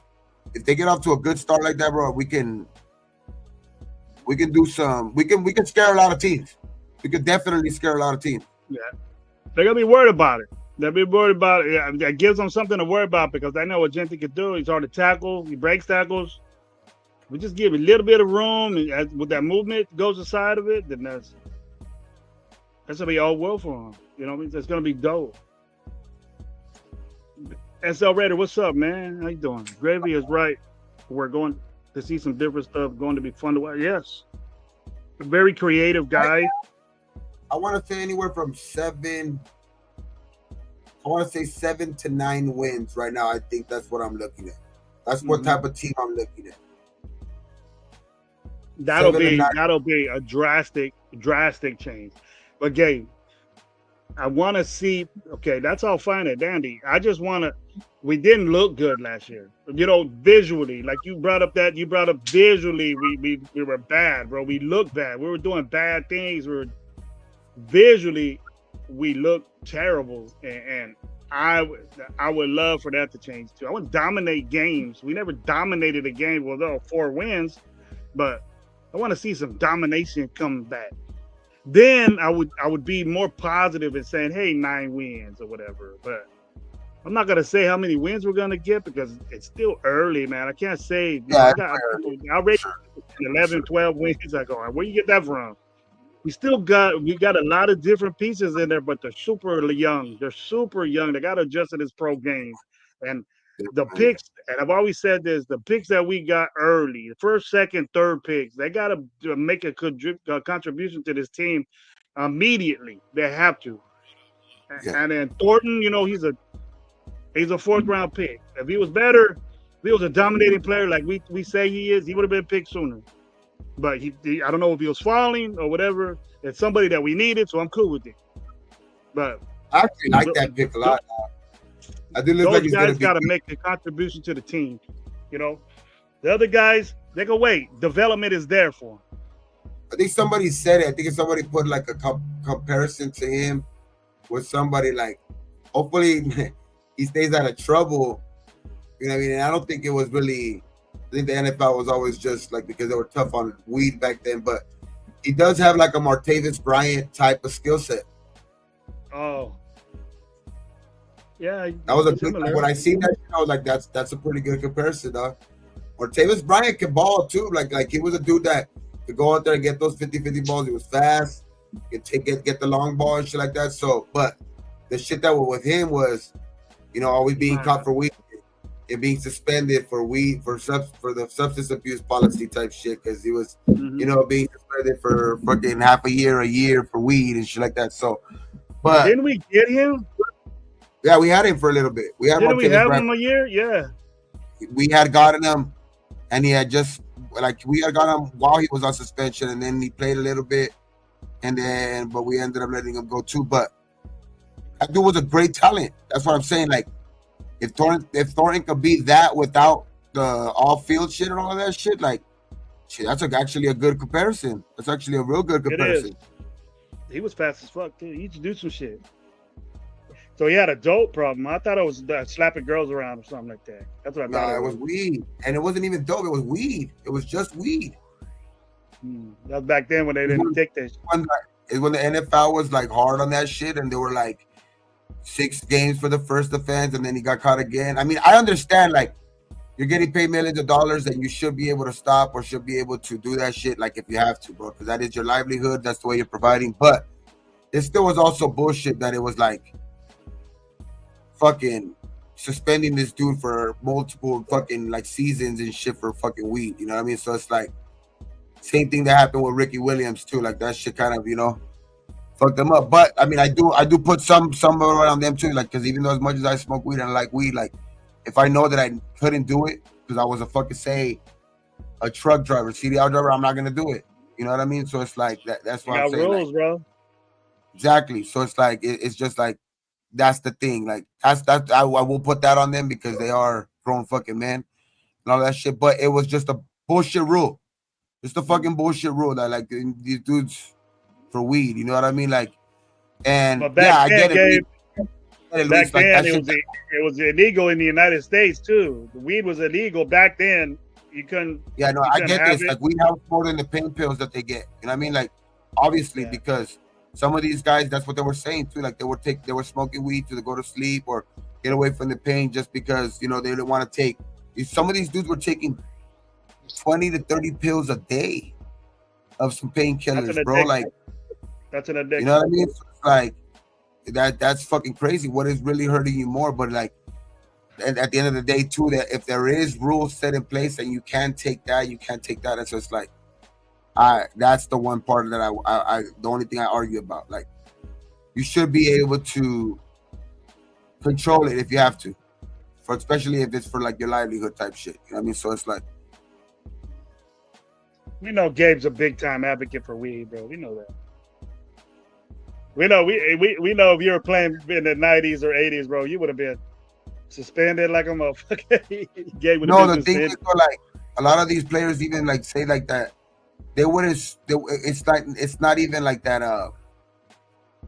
They were getting caught for the week because there was still a lot of players doing it, but they knew when to do it too. They knew when to do it too. Like, they knew to get off of it a month before training camp was coming. You know what I mean? Or something like that. They knew like they could do it all off season. They could do it like, you know what I mean? Or like it's just at certain times, or like right after a fucking, because there wasn't as many randoms back then. I mean, now you hear about fools getting randomly drug tested 2-3 times in 1 week and shit like that. But they have a good game. They have a badass game, a good ass game. They get fucking tested right off the bat. My boy told me that played. He said, if you have a badass game, like you score 6 touchdowns or you get 200 yards rushing or 200 yards receiving and shit like that, they'll go right off the bat to go test to see if like best believe I would have been smoking all off season. As soon as fucking I go home that week, I would have been fucking smoking all off season. But like I said, I would have been also the person that been like, okay, it's 3 weeks, 4 weeks out. I gotta stop. You know what I mean? What up, Brother Paul? Man, I'm behind the chat. Everybody telling each other salute. But I don't have that problem though. You know what I mean? Because I can smoke. I don't think the NFL has that problem anymore either. Legal nationwide, but I don't think the NFL has that problem either because I think these fools. You cannot tell me that Max Crosby was not smoking a blunt in that post game interview, dog. Now you been busted several times smoking fucking cones in everywhere, bro. I know that fool be smoking cheap, dog. Like I know that he says he's sober, but that's why I'm saying like I think I think him himself don't consider weed. I don't think he's gonna come out and say that shit, but I don't think he considers weed a fucking drug anyway. So it's like I don't think he considers that testing his sobriety. So it's like I think he'd be smoking, dog. I think he'd be chiefing. There's no way that I got a bunch of shit in me. I got so much illegal shit in me right now, bro. It's crazy. You don't pitch a cigarette, dog, from the back like that, dog. You just don't. You don't pinch a cigar at that case. You don't pinch a cigar from the back like that. You just don't. How you smoke a cigar? Fake piss for my skin for my new job. Joe Lee's a man looking. I fucks with it though, Max. Fuck it. I'll chief it. Chief that shit, dog. I think that too, man. Max better have 15 sacks this year. I agree with you. He should. My expectations for Max Crosby is very high, bro. You getting paid like a 15, 16, 17, 18, 19, 20 sack guy. Better do it. You know, not 20, not breaking no records and shit, but hey, get close to it. You know, get close to it. I think, yeah, that stuff will go against your sobriety. If you take it seriously, I know he does, but I don't know if it's I think it's more alcohol for him, though. I think he's sober from alcohol. I don't think he's ever really made it clear. I think he's more sober from alcohol, dog. I know guys that are in Alcoholics Anonymous, and they it matters how deep you take. If you're in a program or in rehab, everything is considered to be not being sober. Yeah, because you have an addictive personality. You have an addictive personality. If I had to stop drinking because I had my condition, I had to stop drinking or I was gonna die. But I just did it. I didn't need a program or a special chip or go to AA meetings. And I just got told that I was gonna die, bro, and then I just stopped drinking. That was my problem. I was an alcoholic, and you know, I think gummies make you take pain away, bro. I'd rather take gummies than an oxy because I feel yeah, exactly. I feel, and then, you know, I might joke around saying, hey, I'm on an oxy or whatever, but that's my pain. I'm not addicted. I'm in pain. That makes me feel better, but I could do without it and just take a gummy, and I could still be saying that, you know, if it matters to you.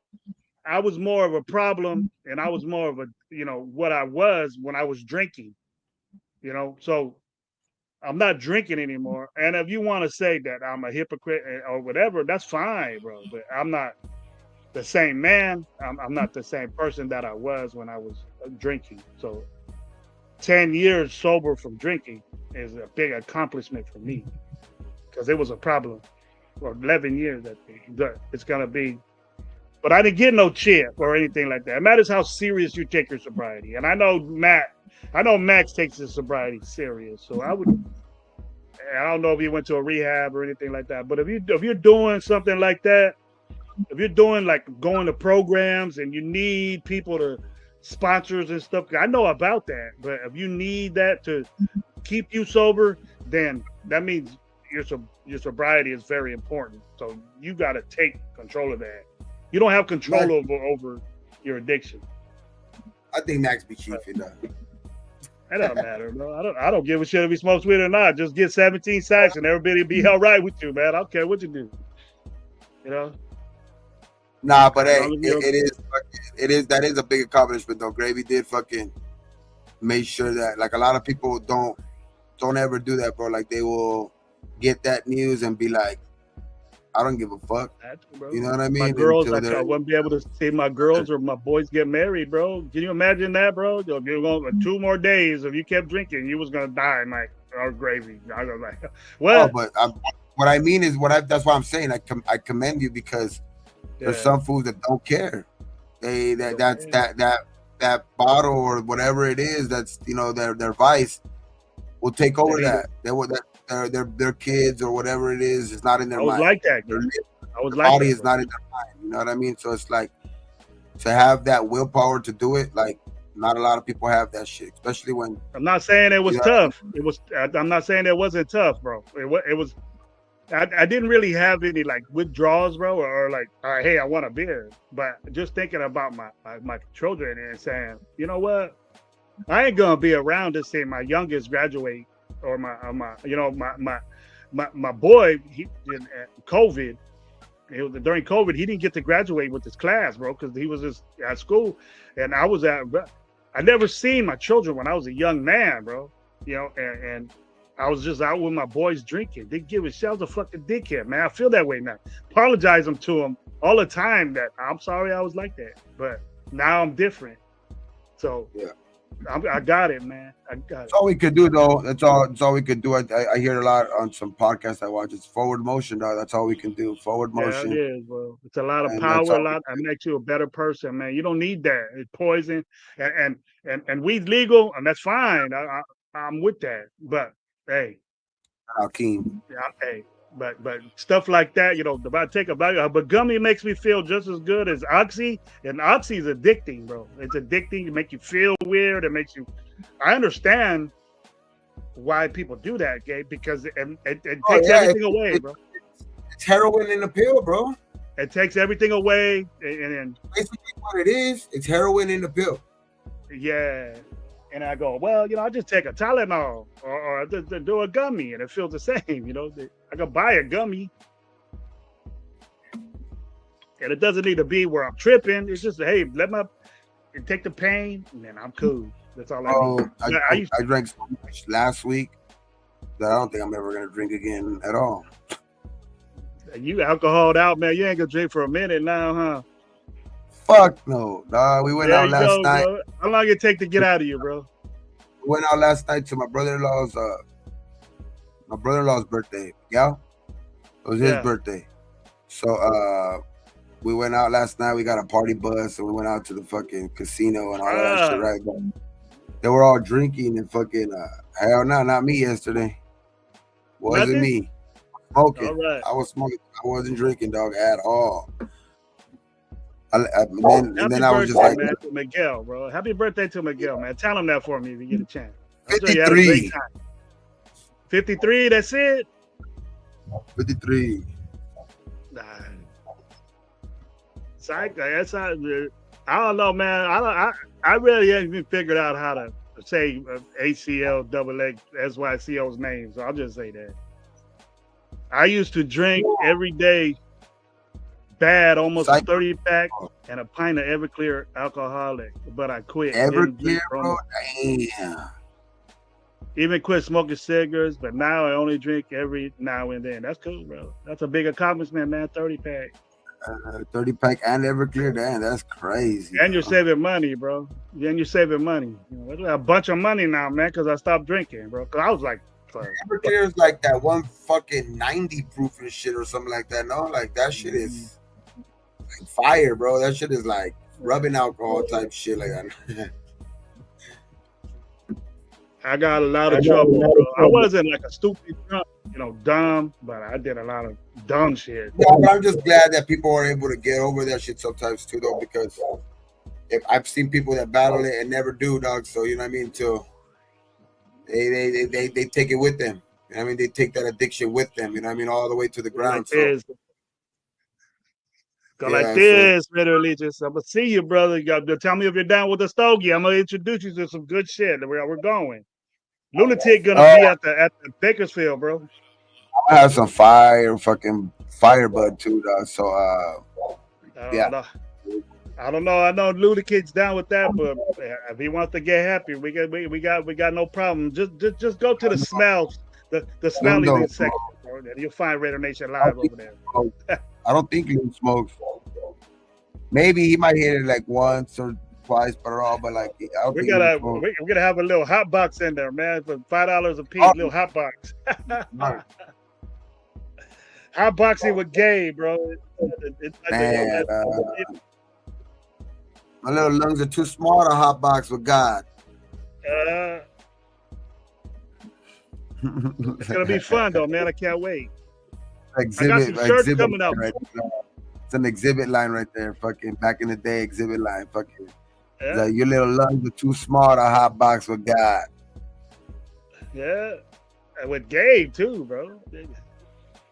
Saint Gabe right there. I stopped drinking beer. I only drink tequila now. All right, there you go, House Junkies. That's kind of worse for you, but you like gummies now? All right. I'm gonna be fucking. It's gonna be a good weekend. It's gonna be a good day, man. It's gonna be a good day for that day for sure. We're gonna have some fun. You know, stay hydrated, Gabe. Stay hydrated, man. Bring a grip of water. I don't trust that. I don't trust that, bro. I'm gonna bring a grip of water. I'm gonna freeze my shit. Oh yeah, man. 63 of the people. Make sure you guys get down to Bakersfield, man. If you can, make sure you get down. I know that they said they're gonna have performer. I know they're gonna have some former Raider players there. So yeah, man, go get your autograph. I think they got Jeremy Chan, bro. I meet Jeremy Chan. He's gonna be there. He's gonna be there. Yaya, that my boy Yaya's gonna be out there rapping, man, getting his little shit together. So I'm gonna see that, and then just everybody, man, come up to Raider Nation Live booth, man. See what's up, talk to us. Maybe we have a show. Everything pans out, you guys will be on the show with us and just say what's up. And just me and Gabe and everybody walking around, Lo be walking around, and we're gonna be hollering at everybody. So it's gonna be a good day. I know today's Mother's Day, bro. Like, what did everybody in the chat? Where everybody go eat today, man? Let's see what people want to go eat today, man. People that went out to go eat. Where'd you guys go eat? Where'd you take your moms? Where'd you take your baby's mamas or whatever, man? Where'd you guys go eat today? I actually took my girl to her favorite spot. She likes seafood boil. The seafood boil shit, like the one with the potatoes and the corn and all that shit. So yeah, we got some of that shit. So that shit was bomb though. That shit was good as fuck too, man. That seafood boil is pretty damn bomb. Marisco. So you're getting there.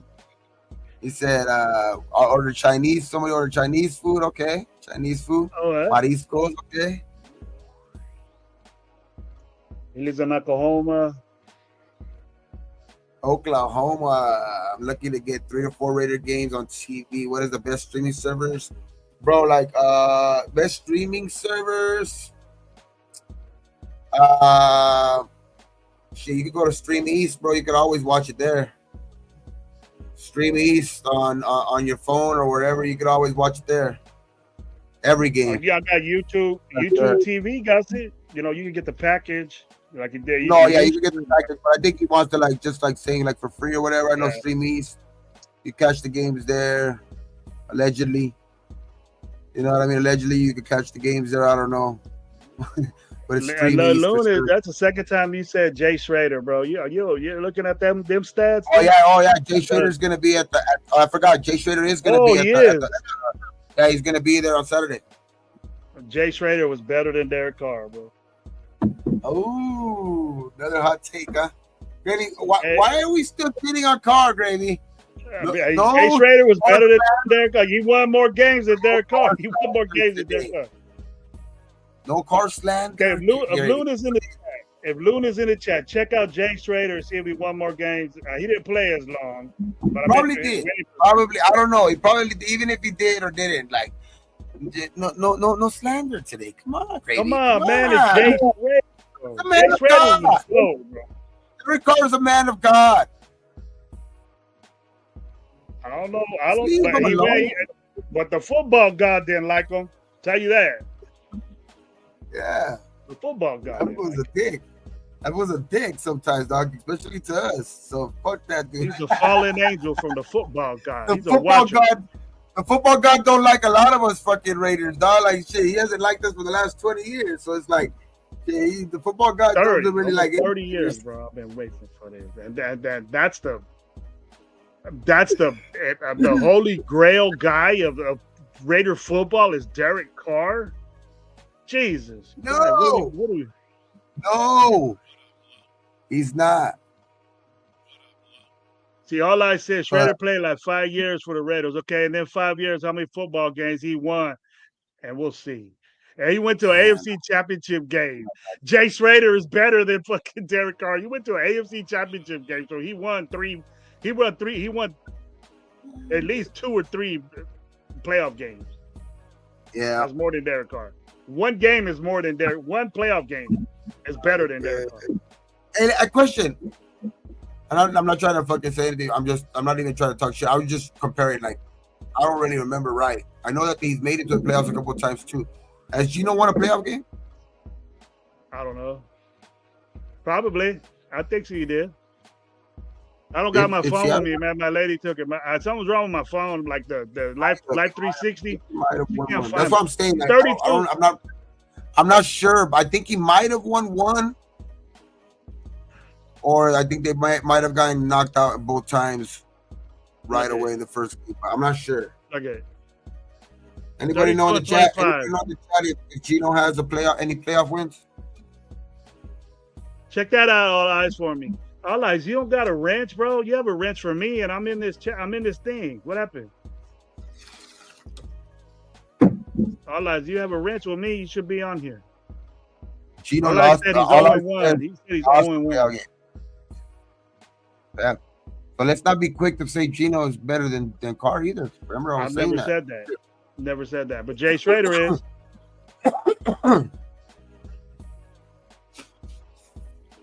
So Gino has still a lot to prove. Jay Schrader won 61 games in a 10-year career, and Derek Carr won 62.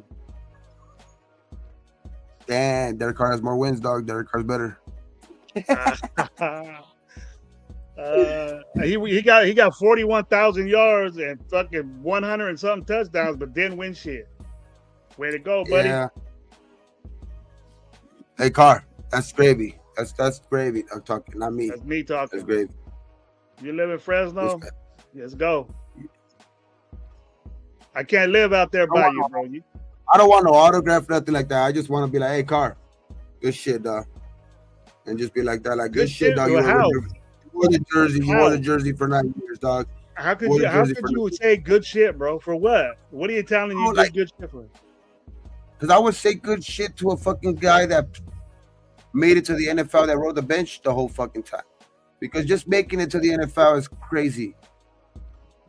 That's all I mean. Like I'm not, that's what I'm saying. Like, there's a lot of dudes that have done a lot less that we consider them fucking Raiders. That's all I'm saying. I just look at them and be like, hey, dog, good shit. That's it. Give him a dab. I don't need no autograph, no nothing like that. Just give him a little dab, dog. That's it. I'll give him some love, and I'll say, hey, I like you in your first 5 years. After that, you fucking suck. You. Yeah. After that, you'd be like, no disrespect, but suck my dick. I wanted Mariota in there instead of you, bro. Fucking crazy, like one of those guys that'd be like, hey, no disrespect, but fuck you. Fuck like, you. Damn. Respectfully, fuck you. That's what I would say. Respectfully, fuck you. Fuck you. Thank you for those 92. Thank you for those 95 losses and all those wins that didn't mean shit. That didn't mean shit. Way to go, bro. 0-2 player. Well, you got it. 2016 guys there. Yeah, 2016. We'll always That remember was the best team. 2006. But he didn't play in the playoff game. And even in the playoff game against Cincinnati, though, like He fucked up. that, I wouldn't put that on Carr though either. Like, I get it. He threw He the threw it into pick. coverage at the end, but we were fucking put us in a bad situation, dog. Like our defense, our special teams put us in a bad situation. We got the ball at the 1 yard line, and then another one where fucking the dead whistle. The dead whistle play where the whistle blew and they still fucking threw for a touchdown. That was bullshit. I'll give you that. It's like that game was, and that game was up for the grabs at the end too. So it's like, and that was I think those two things are the only things Carr like really holds on to, especially and during the season though he gave us some good ones though too, like especially that calling that timeout in overtime, dog, against the fucking Chargers. Like that was beautiful. Dog. That was like the best. I seen this shit on online. I forgot what content creator put it the other day. It's like, isn't this the best timeout you ever seen? Like, it's the best fucking timeout you've ever fucking seen in your life. Where Carr was like, bam, he fucking timed it and said 2 seconds left. Fuck that shit. We're not tying nothing. Bam, timeout. We're kicking the field goal. That's the best thing for Carr ever. Right there was calling the Not the best thing. I'm just saying, like he was part of that winning that game.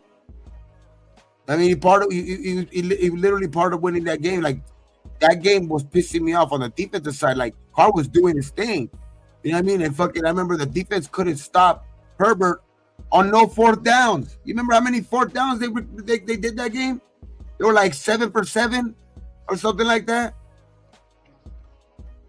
The fucking the Chargers were like 7 for 7 on fourth down, and we were like every fourth down, fucking Herbert was just running around and fucking and flicking it and getting the first down. Nothing's changed either. Nothing changed from then until I hope this year. Like on fourth downs and third downs, we were last.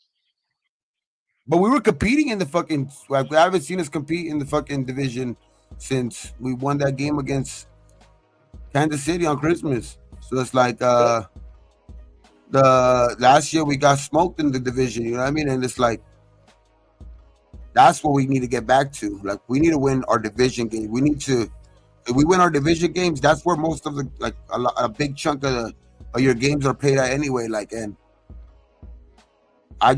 that's where if we can match up with these teams, especially like the Broncos and the Chargers, because the Chiefs are always going to be up there until they're knocked off. You know what I mean? So. But damn, bro, like that shit would be so big if like, because our defensive line is made to get after the quarterback.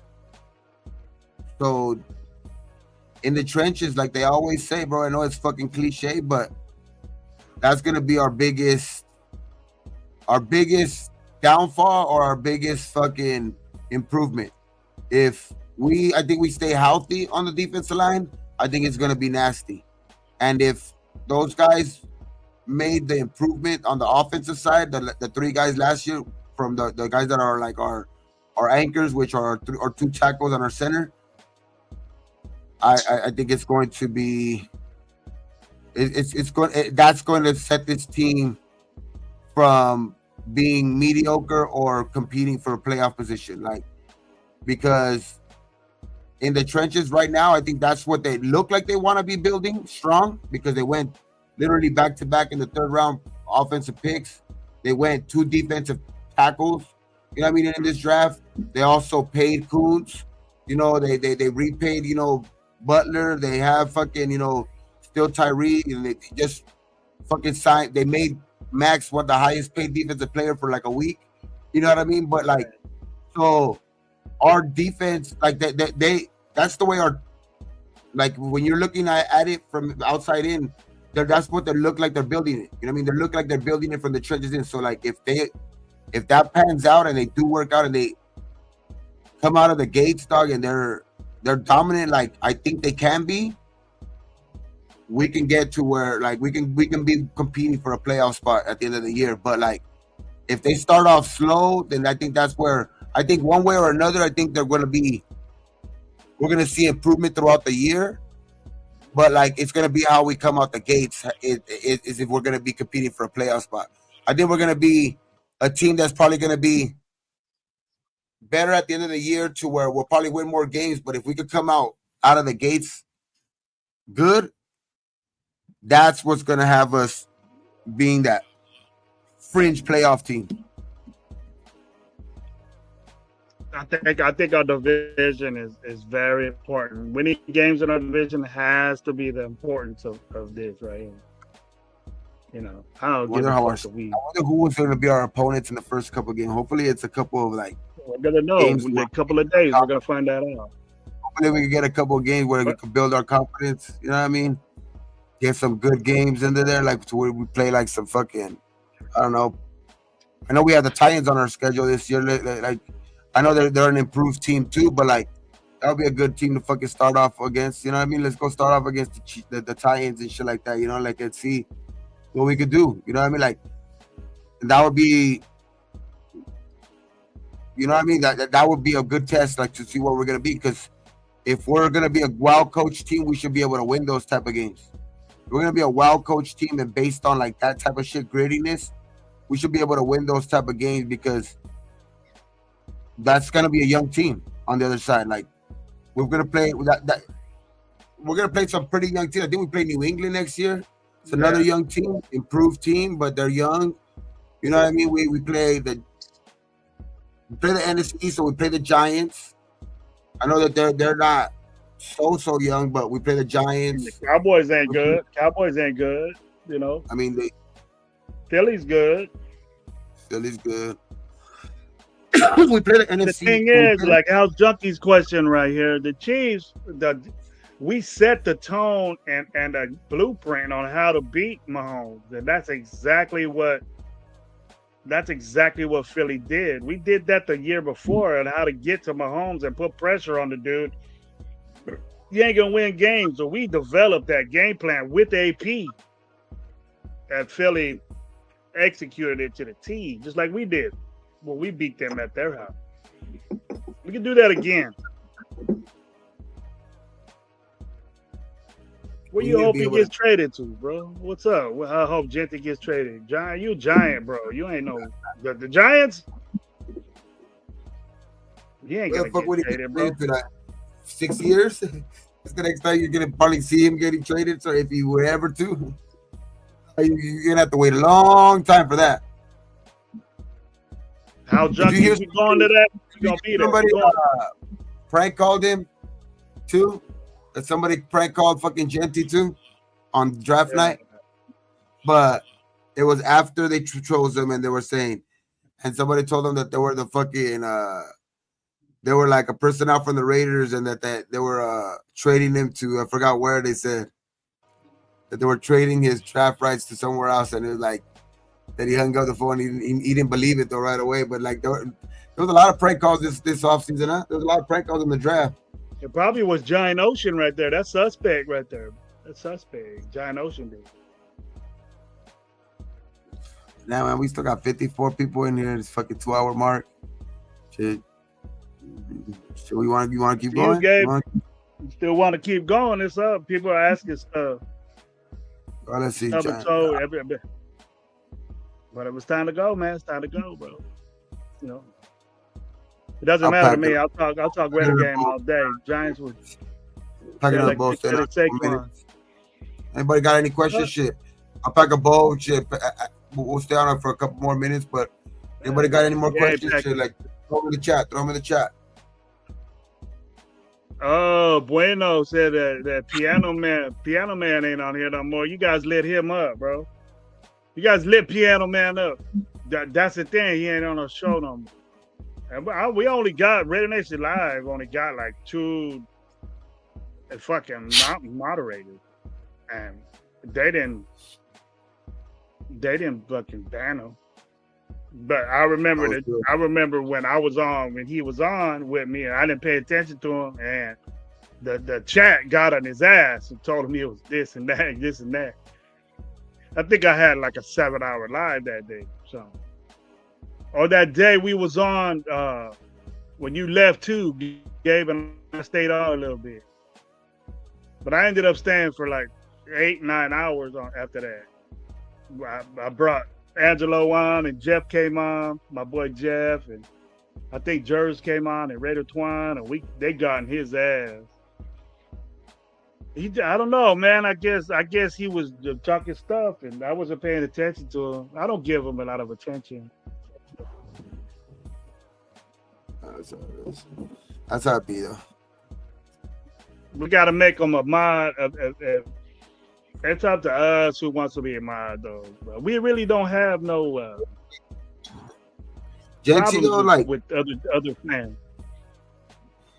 All I know is that I know that they're just drills or whatever, dog, but all of that shit that they're showing on like right now with the rookie mini camps and all that shit, but like I don't know, man. Just I don't know if it's just me being biased or whatever it is, but when you see them run around the fucking pads, even dog, like or just like doing anything, like it's just more fluid, more just looks more everything compared to these other dudes that they have, like that are going right behind him. Talking about the Raider Nation, we're scummy. That's one thing I got to contradict with you, Giant Ocean. That we are the most passionate. We really, really love our team. You ain't even felt stuff like that for the Giants, bro. You ain't even felt it. Not knocking on the Giants. You guys are. I don't know when the last time you done shit. Probably the same as us, but we ain't scummy, bro. But you just jealous that we love you, that we love our team and so passionate for our team. I'm sure you got passionate fans for the Giants, but don't question our fanhood over here at Raider Nation because it's deep, hella deep. I don't know if we play at the Giants or you coming to us, but if you go to the game, you'll find out. You'll find out about Raider Nation, I'll tell you that. I mean, it's just... Giant lives in Boise. He's from Boise State. You have a fan base that's as big as the Raiders, too, that's a little bit everywhere, though. Like, I mean, bro, you're bound to get some fools that do that shit, though, too. But, like, it's like that are crazy everywhere. You know what I mean? Some people have less of them or whatever it is because they have just, you know, probably, I don't know about less fans. It's just maybe... I don't know, it doesn't go out as much or whatever, but I don't know, bro. It's just culture. I think it's the Raider culture too. It's always been like that. You know what I mean? The Raider culture has always been. I mean, they've gotten those guys. They've gotten those outcast guys too. Brought them in ever since the beginning of the Raiders, dog. So it's like, I don't know, man. It goes with what it is. It is what it is. You know what I mean? The fucking, but that ain't gonna change shit. You know what I mean? It's Raider Nation for life, and that's all it is to it. You know what I mean? So it's like either you're down with it or you're not. You know what I mean? Shit. And those that are not don't really give a fuck about them anyway. Try it out, bro. You'll see the Raider Nation, no matter if it's in Jersey or I don't know where y'all play. I know you all share a stadium. We don't do that shit. So I don't know.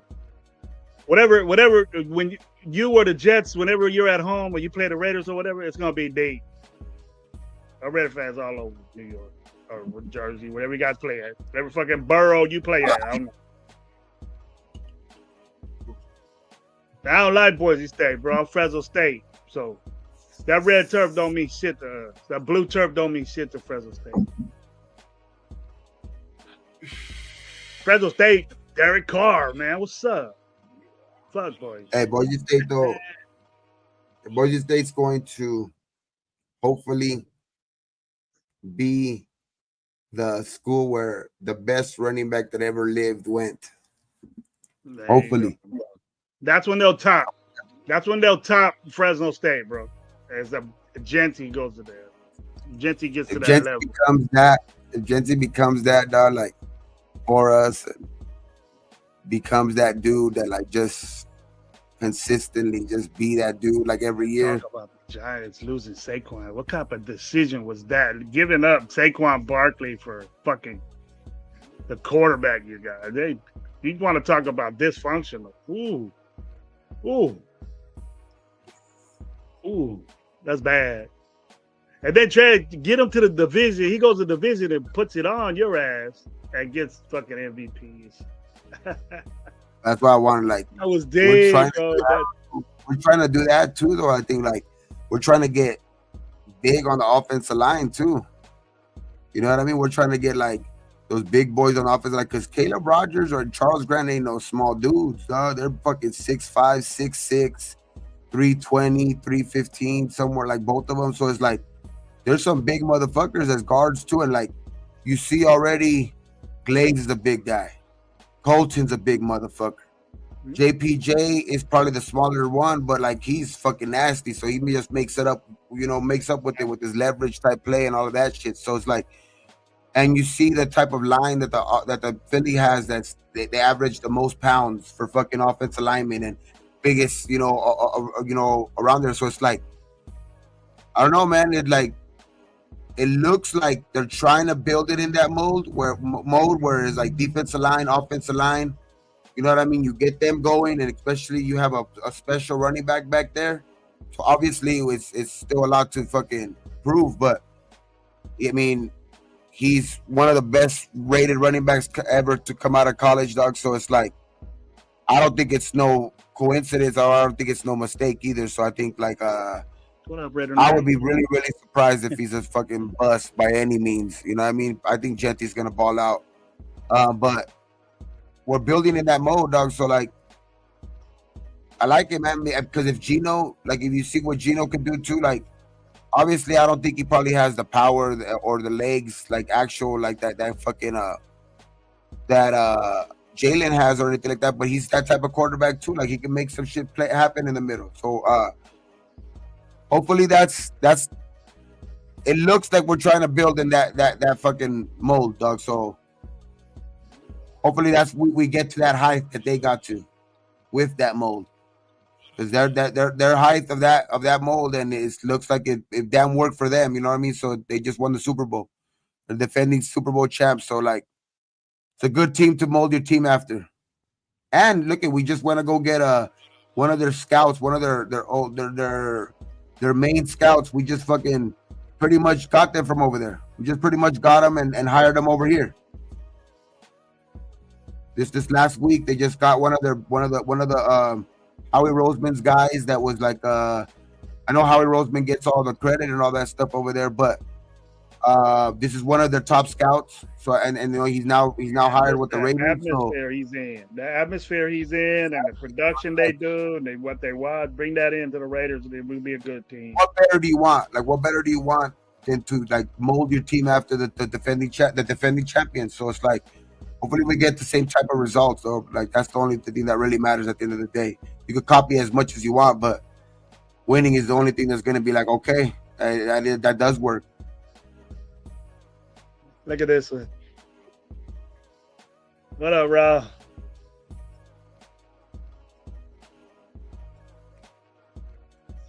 What up, Giant? You saying you keep talking? Sanders said he doesn't want number 2. He's not going to get number 2 because he don't want to. He's not going to ask that fool Carter. He was our remember our return guy last year? Huh? Carter, that fool that played with the Chargers, the receiver for the Chargers. Yeah. He's, I guess, with the Browns now, and he's wearing number 2. And they asked Sanders if he's going to he's going to negotiate with Carter for the 2, and he's like, shit, I'm a 5th round pick. My signing bonus is not big enough. Now I'm just gonna wear number 12. Fuck that shit. He's like, I'm not paying for it. I'm just wearing number 12. He's like, you don't care about the number. You don't care about the number. Nobody cares about. You say you can ball out all you want. Look, I'm pushing for the guy, but I'm pushing for the guy. So. I mean, he looked like. I mean, I know it's just like underwear shit, but they look like they're competing against each other. Though. Like, they look like it's maybe is whatever it is, shorts and jerseys or whatever. But they're rookies, and you know that Gabriel and fucking Shador Sanders went out there to try to prove a point this weekend, and they both looked actually pretty good. Dylan Gabriel's more athletic than he is. And no, they look good though. That's going to separate them. But the only thing that could separate them too, though, is like the size, man. Yeah, that dude's fucking 5'8". But Shador's not a big guy, dude. He's just bigger than Dylan. 5'9". Like Dylan's guys, bro. You can't see him. You can't find him, bro. Can't find him. He's gonna be like, Where the fuck? Yeah, but he also can't find his receivers. Like, imagine in the game. If he could jump ball it real good, you know. No, I mean, a lot like you know, like the way Drew Brees used to do it.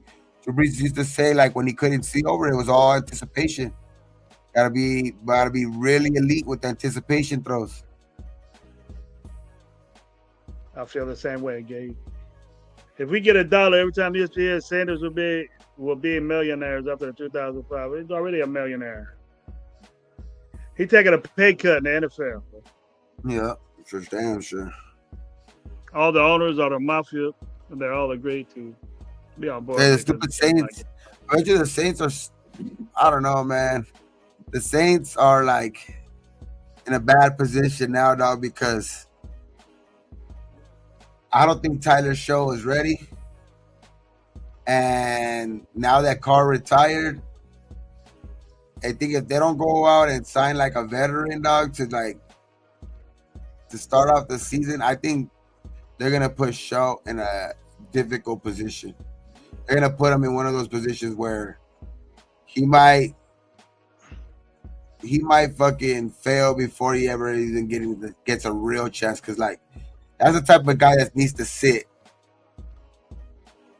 for like at least a season, dog. At least a season. I get Misguided Angel. He's 26 or whatever, but the dude is not. I don't see why he was even picked where he was picked, but like I get some people say that he was, I guess, that good, but nah, bro. Like they're in a bad position. I think they were waiting for Carr to play this last year or something, and then have Show kind of like be the next guy in line, but probably gonna be a bad situation for him. And they still got Watson over there. He might come back from that injury and ball out. Oh, Deshaun. Oh, you're talking about the Browns? Oh, that's who Dylan's playing for, right? No, I was talking about that because. Tyler Shaw. You talking about the Saints? Talking about the Saints? Oh, bro, they got Hayner over there. Hayner's gonna fucking drop bombs on him. Fresno State, boy. State. That's Fresno State, boy. That boy go do shit. Don't they got the other guy too though, right? They got do they still got the other guy? He looked like albino a little bit. What's his name? I forgot. I did not pay attention to them. The Saints. They had him last year. Sure played with Herbert. How? Saints can give Titans a call and trade for Levis. Spencer Rattler. Yeah, that guy. Oh, they got Rattler. Oh, shit. They still got Rattler, no? I don't know, man. Hey, there you go. There you go. Yeah, DC4, the 2.0 is Shook, whatever his name is. I don't know, though, man. Hey, is it true that Aaron Rodgers retired too, bro? I don't think so, but they're saying, like, I don't think he's formally announced it, but supposedly the new Saints don't have no cap space, the news that the Carr news supposedly is like, I don't know how it has anything to do with Aaron Rodgers, but like that supposedly is going to affect Aaron Rodgers' decision, and he's going to supposedly follow suit and retire too, but I don't know. Why don't we trade AOC to one of these motherfuckers and get a pick, and we could not be jocking this dude anymore? And nobody wants AOC. That's why. I think that's the real reason, to be honest. Nobody really wants AOC. So maybe they want to. We cherish AOC more than the whole league does. Nah, I think as he's here, he'll be the backup. I think AOC would be a guy that a team would pick up on waivers, but I don't think that a team's going to trade for him. Saints would. They ain't got shit. AOC's better than all them dudes. I think a team will be like, I'll wait to see if the Raiders release him or not, and then we'll pick him up. Like, because I just don't think he's gonna be he doesn't have the value enough to get traded for. Not yet, bro. Like, regardless of what people may say, he's accurate, this and that, he's not the prototypical type of quarterback for today's game. He's like, he gets injured. He has problems with fucking turnovers. So, yeah, bro, I just don't think that teams are going to be fucking trading for AOC. I just want to get rid of the dude, tell you the truth. I mean, I'm not against that either. Like, if we're going to be able to get somebody else too, like to back up him, doesn't mix well, or like, because I don't know about Cam Miller yet. You know what I mean? Like, I think I would just have AOC back there just like for emergency reasons. But different, Gabe. It's a drastic change, bro. From I know. I get man, that. I pray to God that Gino don't get hurt, bro. I just pray to God that Gino don't. Yeah, because Chip Kelly better be ready with the fucking whole different playbook if fucking AOC That's comes different in. shit, bro. You got two different guys out there. That's different. You ought to at least have a guy compatible to do that. Maybe that guy we got late could take over. Cam Miller. We'll follow with that guy. We already have. Everybody's saying, watch out Miller, AOC's in thread. So we'll see. I mean, he is their pick. You know what I mean? He is the Raiders pick. So one of those coaches have to have liked him. You know what I mean? So probably most likely it is, Chip. So I think Chip probably thinks that's a guy that's a good candidate to run to his type of offense because he does have speed, he does have mobility, and he can throw the ball. He can flip it too. So it's like that's one thing I will say. Like that's the thing that might hurt AOC at the end of the day. Like he's just not their guy. He's not their guy, bro. It's different, man. We can think what we want about him, but it's a different dude. And he gonna slow it down. He got this all tempo offense. AOC goes in there and slow that shit down like big time. Yeah, we got that guy Malik too, huh? Malik from UNLV or something like that. Yeah, he's an athletic quarterback. So yeah. Tom Brady said he had nothing to do with these draft picks, bro. Now, I don't know if he's bullshitting, but might be a Shador thing, but he said he had nothing to do with the weight thing. Either way, like I just think that he didn't pick shit. Tommy Mallet though is gonna play receiver though, in my opinion. Like I get that he played like quarterback in college, but like to ask him to play like to be moving a position, like because right on draft night when he got drafted, they said they even introduced him as a wide receiver, projected to play wide receiver in the NFL and all of that shit. They have him already in the wide receiver depth chart. I definitely don't think they're going to ask him to move to receiver, do all these reps, because I bet you he's working his ass off to try to learn how to be a great receiver in the NFL, because it's going to take him double the time because he hasn't played receiver. He's played running back. He's played fucking quarterback. You know what I mean? In college, he probably hasn't played receiver. Did you say he had 2 passes in his career? He caught 2 passes in his career? He caught 2 passes.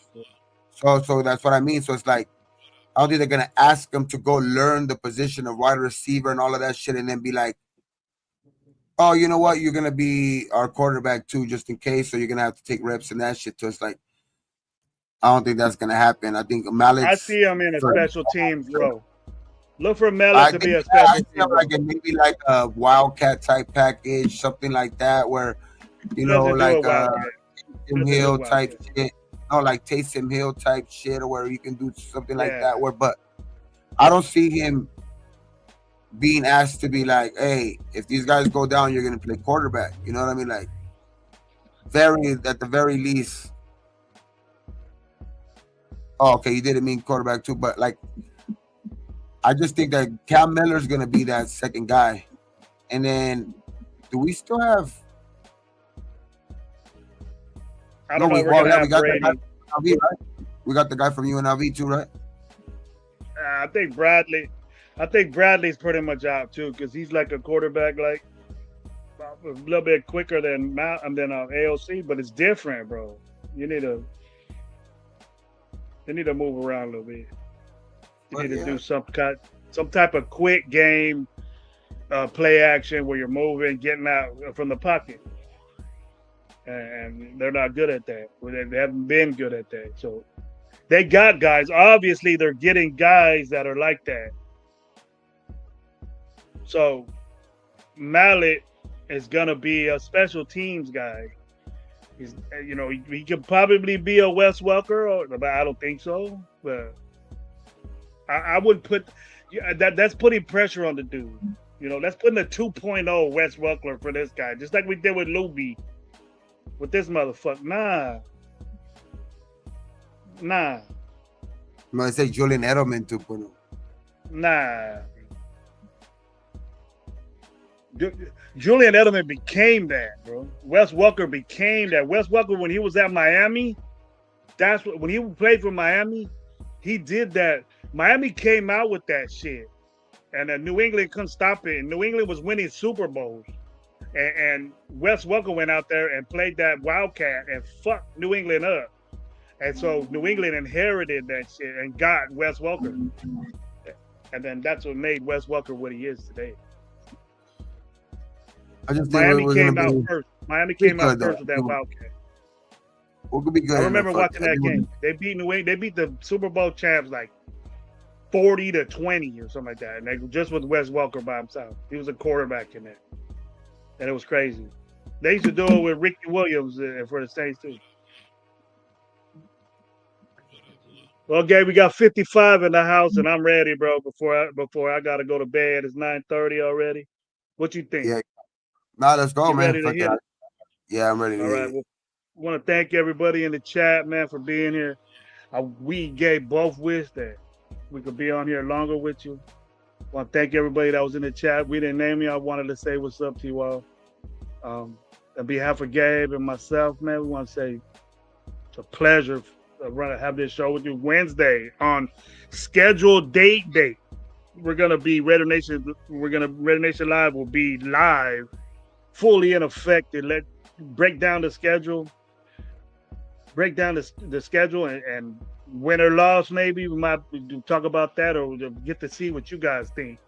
But all in all, man, anything you want to say, Gabe, for the chat and tell them what's up? Nah, man, just once again, to all the ladies out there, to everybody out there, I want you guys to wish one more time, before you guys go to sleep. And just any women in your life that, it's a mother or anything like that, grandma, wife, or anything like that, bro, just wish them one more time Happy Mother's Day. You know what I mean? Especially from John from Raider Nation too. Raider Nation Live especially says, Happy Mother's Day. So everybody out there, and thanks again, man, for being here. A lot of people that are in here, thanks for the support. And man, like Lo says, I mean, don't drink and drive. You know what I mean? If you are, you know what I mean. Don't drink and drive. Period. You know what I mean? And just be thankful for the ones you have, the ones you know what I mean that are be thankful for the ones that are not here no more either, man. You know what I mean? Say a good prayer for them. You know what I mean? And like that, man. You know how we do it. How we always end it. I mean, you ready, Gravy? Oh. Ready, brother. 1, 2, 3. Raiders. I hope y'all say it with us too.